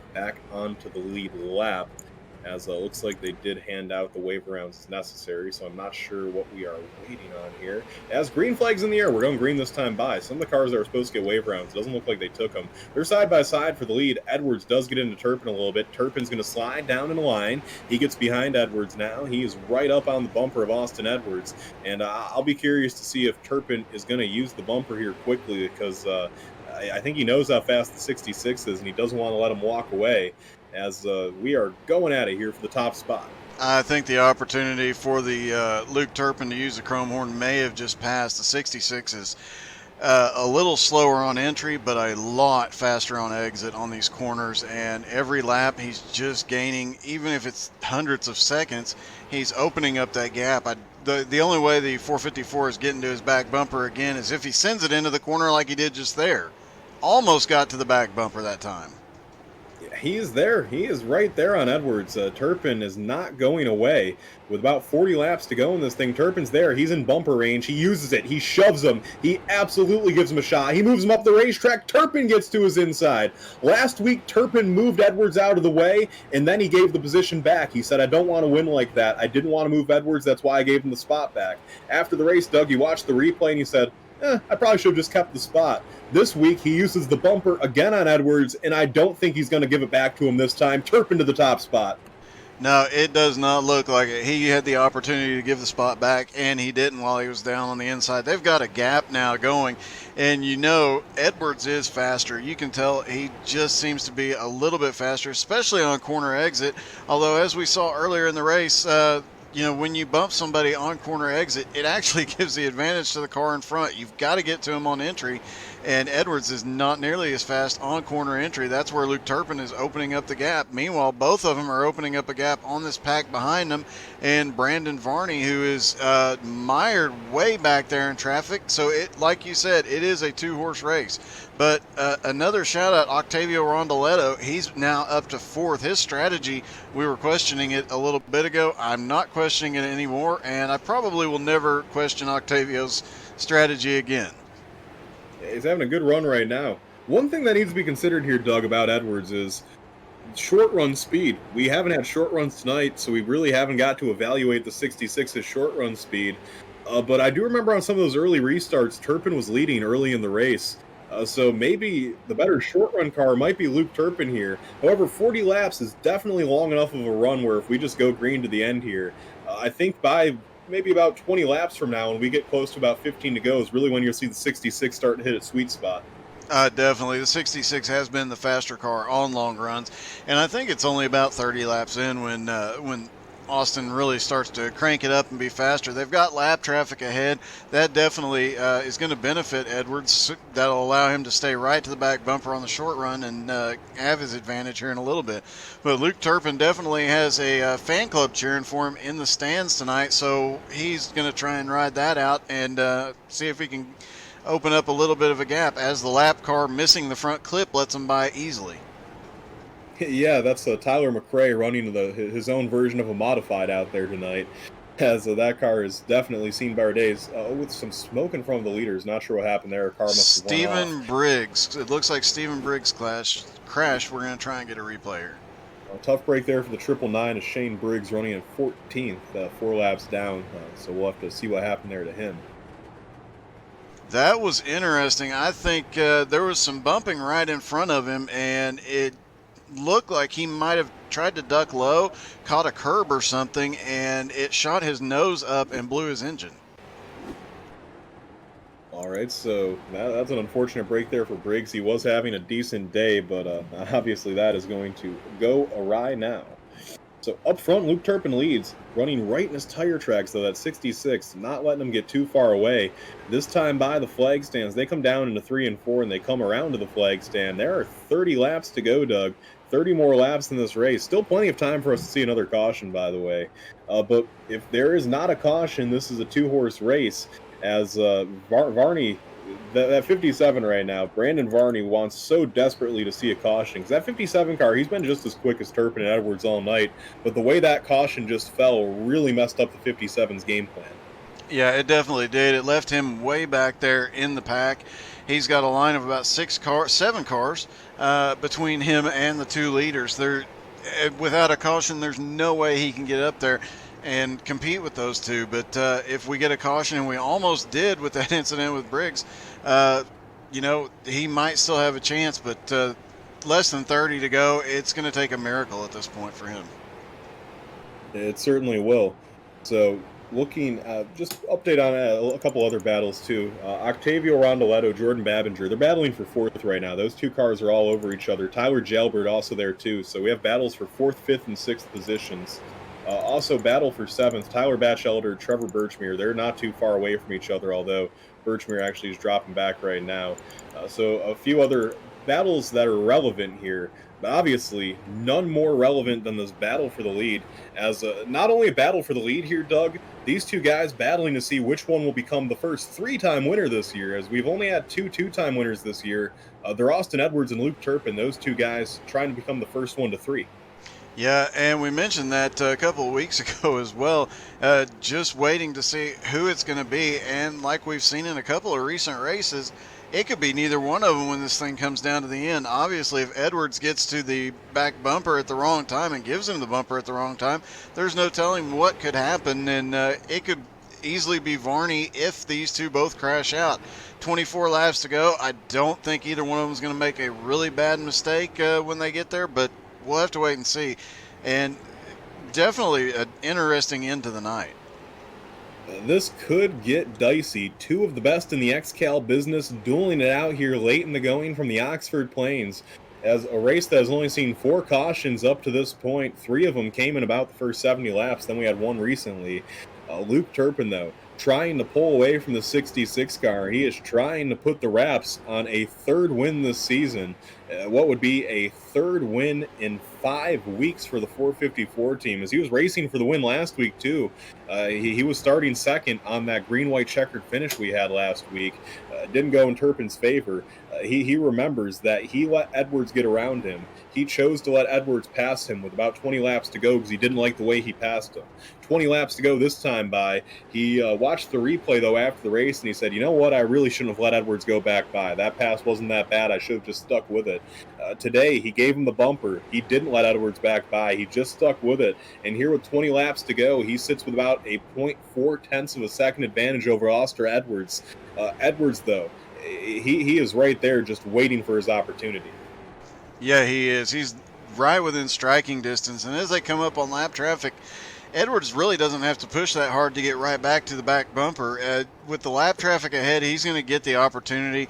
And, you know, Turpin moved him. There was obviously the excitement last week, and Turpin gave it back. Now both of them are running for their third win of the season, and I don't think either one of these guys is going to be gentle once they get there. Now they are right to the back bumpers of the lap traffic ahead. That is going to slow them up, and I think we're about to see this thing heat up. And the other problem is going to be, if they use the bumpers, the other one's going to be able to get right back to them because there is so much lap traffic right in front of them.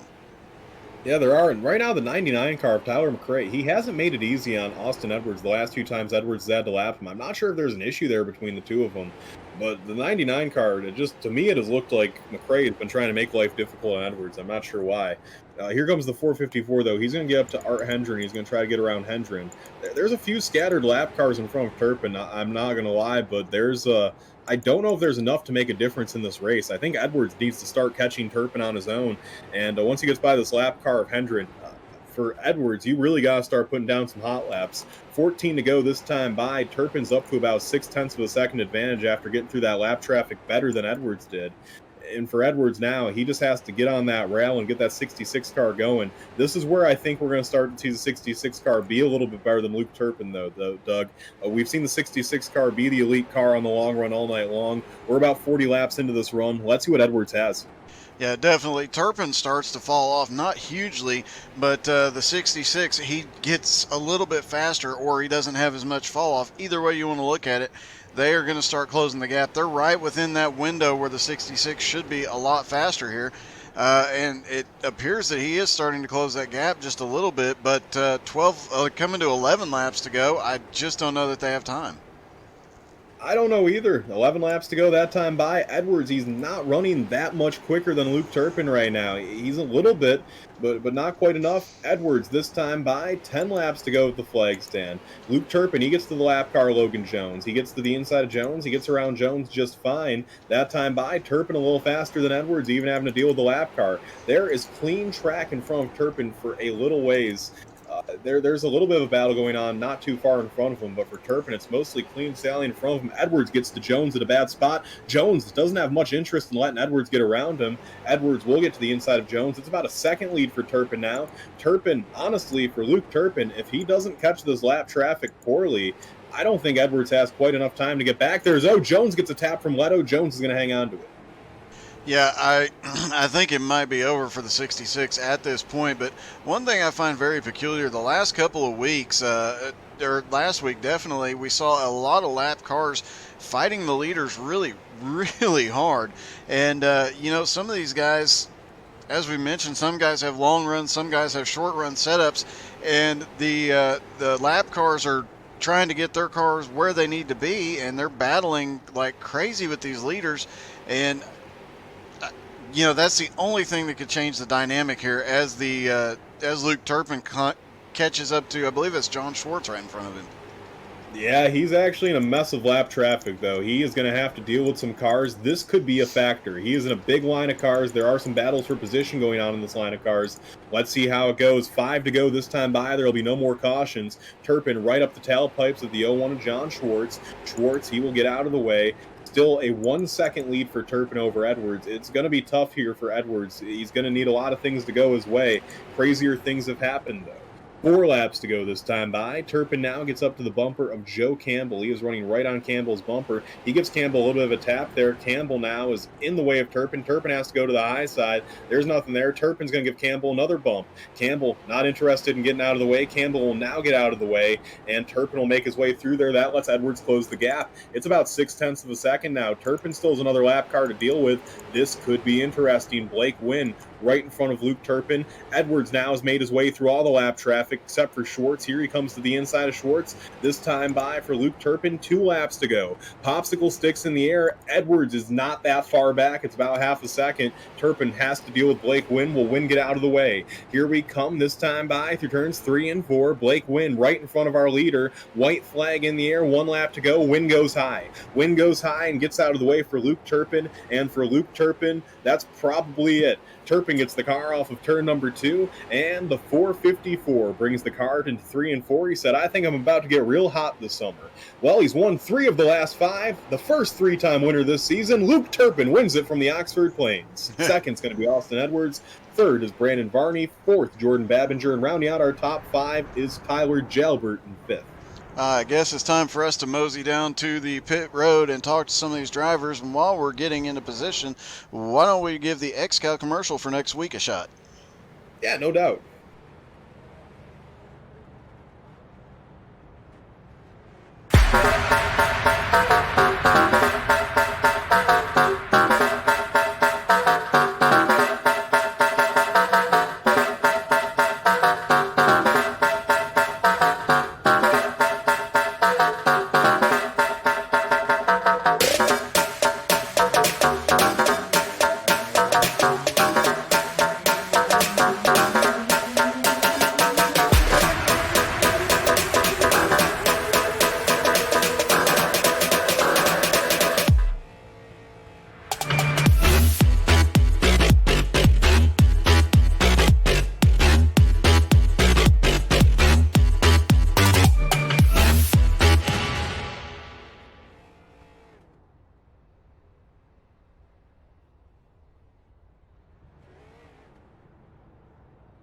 All right, 10-4.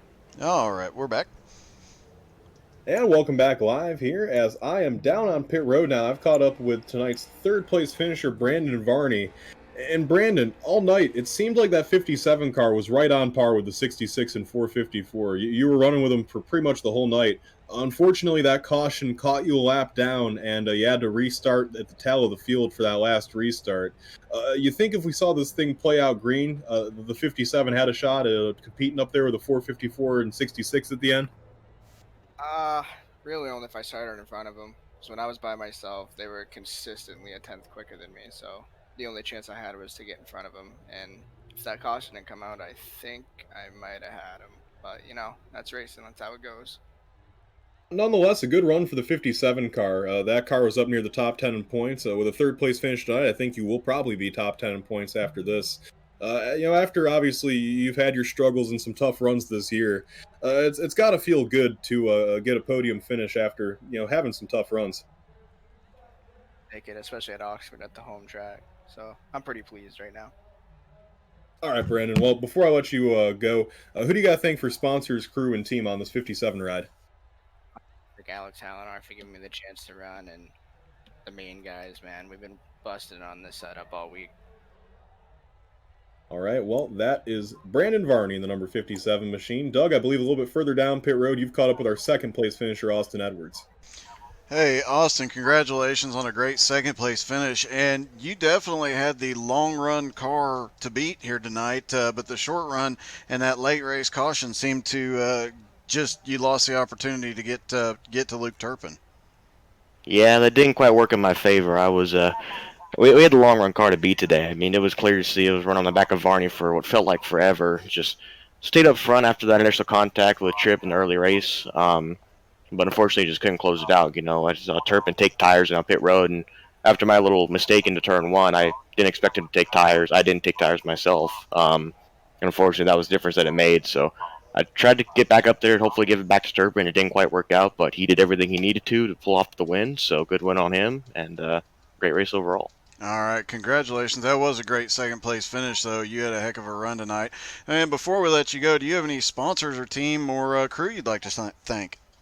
Well, as always, just a big thanks to Paul Coleman for letting me drive this K2 car, and of course K2 Sauce for helping put on the show for everybody. So, yeah, that'd be it. All right, congratulations, man. Go celebrate with your crew and team. Petey, who have you caught up with?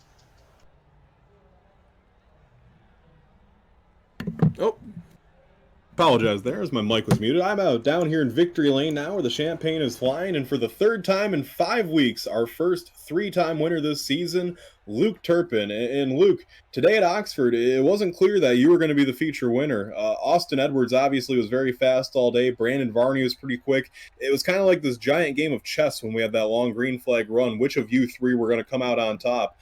In the end, though, you were the one able to come out on top. Tell us, we saw you stay out later than those guys, and you caught that caution that kind of gave you a little bit of help in the break you needed. Was that kind of the strategy for you? Just run it as long as you can and hope to catch that caution?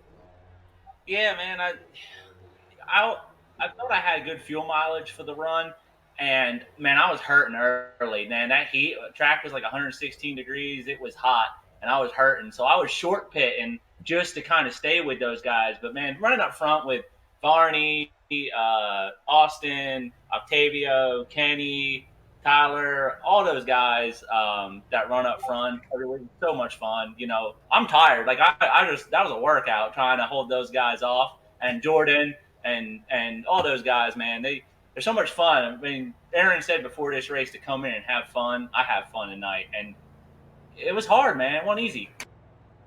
All right, well, Luke, last week when I talked to you after the race, you said you watched the replay and you gave the lead back to Austin late at Irwindale after you bumped him because you said you just didn't want to pass him that way. But after you watched the replay, you said, well, you know, maybe I should have kept the lead. This week, you gave him the bumper once again. You didn't give him the lead back this time. Did you learn a little something from Irwindale? Oh, definitely, man. I didn't want to do him dirty at Irwindale, and when I looked at it, it didn't look as bad as I thought it did. Kind of gave one to him there. I should have kept digging. I didn't. Learned my lesson. Kept digging tonight. I found something in that second to last stint. I don't know what it was. I found a little something. I was creeping back up on him, but I murdered my tires with, last 30 laps of the run. I was toast. And fortunately, that last run is all pure luck, man. Pure luck got me in that position, and 50 to go was right in my window, and I had to get by him and just, Superman away. Well, Luke, you didn't have the start to the year you wanted, kind of got yourself in a deep hole in the points. You're now up to second, and I'm not sure. It's going to be close if you're the leader or not, but nonetheless, it's going to be a very close margin between you and Jonathan Schwartz. So now as we're officially a third of the way through the season, the championship battle's kind of shaping up. It's looking like it's going to be you, Schwartz, Tyler McRae's up there, Octavio's up there. How are you feeling in that retrospect now? It's something to start thinking about a third of the way through the year. Oh, that's going to be a great points battle. These guys, they show up every week. A lot of these guys put in a lot of effort. I know Tyler does, and Octavio, and they're going to be there every week. Don't sleep on Matt Bear too, man. He gets some bad luck every now and then, but that guy will finish top 5 if you let him. So he's going to sneak a win out here probably before the end of the season. But I'm really looking forward to Petey's that road course, and you know why. I am excited to see Texas Road too for numerous reasons. I think that you'll have more competition than the last time that we went there, because I feel like some of these guys are I think some of these guys will step their game up a little bit. I think some of these newer guys too will have some road experience. I'm actually really excited for that road course too, Luke. I think that's going to be a good race. Yeah, definitely, man. And like I said before, man, terrible start to the season. I'm getting under control, and the floodgates are opening, baby. All right, well, Luke, before I let you go celebrate yet another win with your team, who do you got to thank, sponsors, crew, and team on that 454 ride? First, I want to thank Aaron for putting this whole deal on, team owner of Rolling Thunder Racing, and then putting this whole event on. Guy puts in so much work. He thinks of every possible way it could go wrong and puts things in place to try to make them go right. The broadcast team, I know had a little difficulties last week. I'm sure Petey had a great call, and Doug put on a good show for everybody with the cameras. I want to thank those guys, and then my teammates, man. Greg's just waiting to come out of the woods here and put in a good run. And don't sleep, like I said, don't sleep on Matt Baird. These guys are coming. All right, well, that's Luke Turpin, winner tonight and a 3-time winner this season. And Doug, after 375 laps, a rain delay, and a search for Higgins, we've made it to the end, and a similar result as we've seen in the past recently, Luke Turpin in victory lane. Yeah, it's getting to be a common thing. It's like the Turpin and Edwards show, but you got to notice that off of turn 2, a bunch of cars are lined up out there, although the 77 just blew his engine. And speaking of blown engines, we had a driver shifting all night long that his engine held on. I'm impressed by that. I am very, very impressed by that. So yeah, another race in the books. Luke Turpin has won.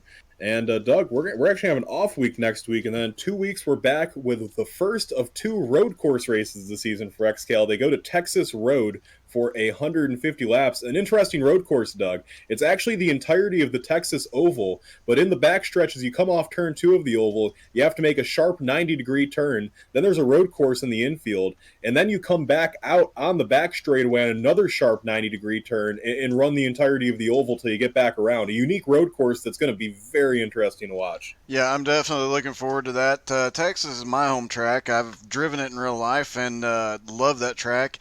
Not driven the road course, though, and I'm going to be doing some practice there just to learn that one a little bit. That's definitely an interesting track, and it's going to be a lot of fun to watch.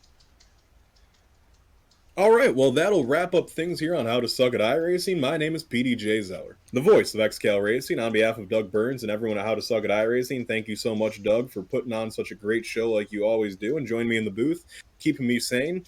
I got to thank Aaron Hillbush and all the guys over at XCAL Racing to put these races on and make everything possible.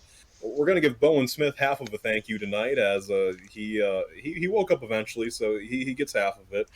And also thank you to K2 for sponsoring tonight's event, Butt Kicker, and all of XCAL's partners and sponsors. Take it easy, my friend. We'll see you in 2 weeks at the Texas Road Course. Yep, and hashtag where's Higgins? Yes, sir.